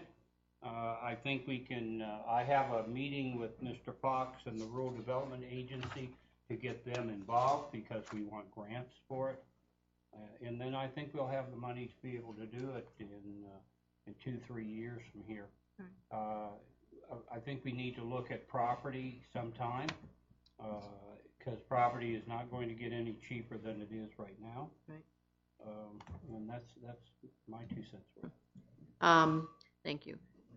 I'd like to just, this is kind of early, but I just want to let you know that the Florida Babe Ruth, it's called the Florida Babe Ruth Girls Explosion of Champions 2015, will be held. It's going to be held in June and July, but it will specifically be held for 15 teams here at our High Springs Memorial Park for the 8 and under participants from July 14th through July 19th. And Alachua has put together basically information on where this is going to be, who's going to be participating. But one of the nice things that they've also put, this is kind of to go to the people that will be participating. They've listed all the cities here in Alachua County, and they've listed different things that you can find in these cities. And they've listed High Springs, they've listed our natural springs, BMX, youth sports, Camp Galacqua, Santa Fe River, canoeing, West Isles, diving, restaurants, agriculture, and pro athletics. So that is, it will be a big deal. It has been a big deal when it has come here, and evidently this is, my understanding is this is going to happen every year now in Alachua for this particular group of children. Music in the Park will be December 21st, and that is going to be held this year, this time at the library, as opposed to the sinkhole behind us. And with that as well, I'd like to thank the manager for getting the lights put up in James Ballpark. And we found them. Yeah, you found them. And they've been put in, and it lights up that area, which makes it very nice. And then the parade is this Saturday, which our commissioners who participate. Up front, yes. Promptly. Oh, it's promptly. And for those that have not been involved in it, we kind of start gathering behind here, and then we get down wherever the cars are. They're going to have a couple of cars for us to ride in. At Alice's Restaurant, and the manager's going to be driving one of those cars, evidently. I don't know who's going to be driving the other car, but you know. No. And the other thing is, the other thing is I've handed out to you, I've put on in front of you what I've called a city synopsis, and this is, I wanted you to see it. I'm looking at putting this on our website, and it is really just going to be a bullet listing of what was decided at the commission meeting. I'm going to try to get it on the Monday after the commission meeting, so that if people don't want to sit and listen through the 4 hours or 3 hours that we spend here to find out what happened on the agenda, then it's just basically going to tell them what occurred on the agenda before they came before us on that meeting. That's a good idea. Yeah. And then, other than that, I want to wish everyone a wonderful. I have one thing. I'm sorry. Christmas? I forgot. Yes. Has to do with New Year's. New Year's? Yeah, they actually want to close all day, but I'm going to make them close at noon time. I'll Okay. give them playtime to get ready for the party. New Year's Eve? Yep. That's fine. Okay, great. Anyway, everyone have a wonderful holiday. Enjoy the Christmas parade and have a happy New Year, and we will see you in 2015, if not before. But officially meeting 2015. Oh, yes, we are adjourned. At 9:40. Is this yours?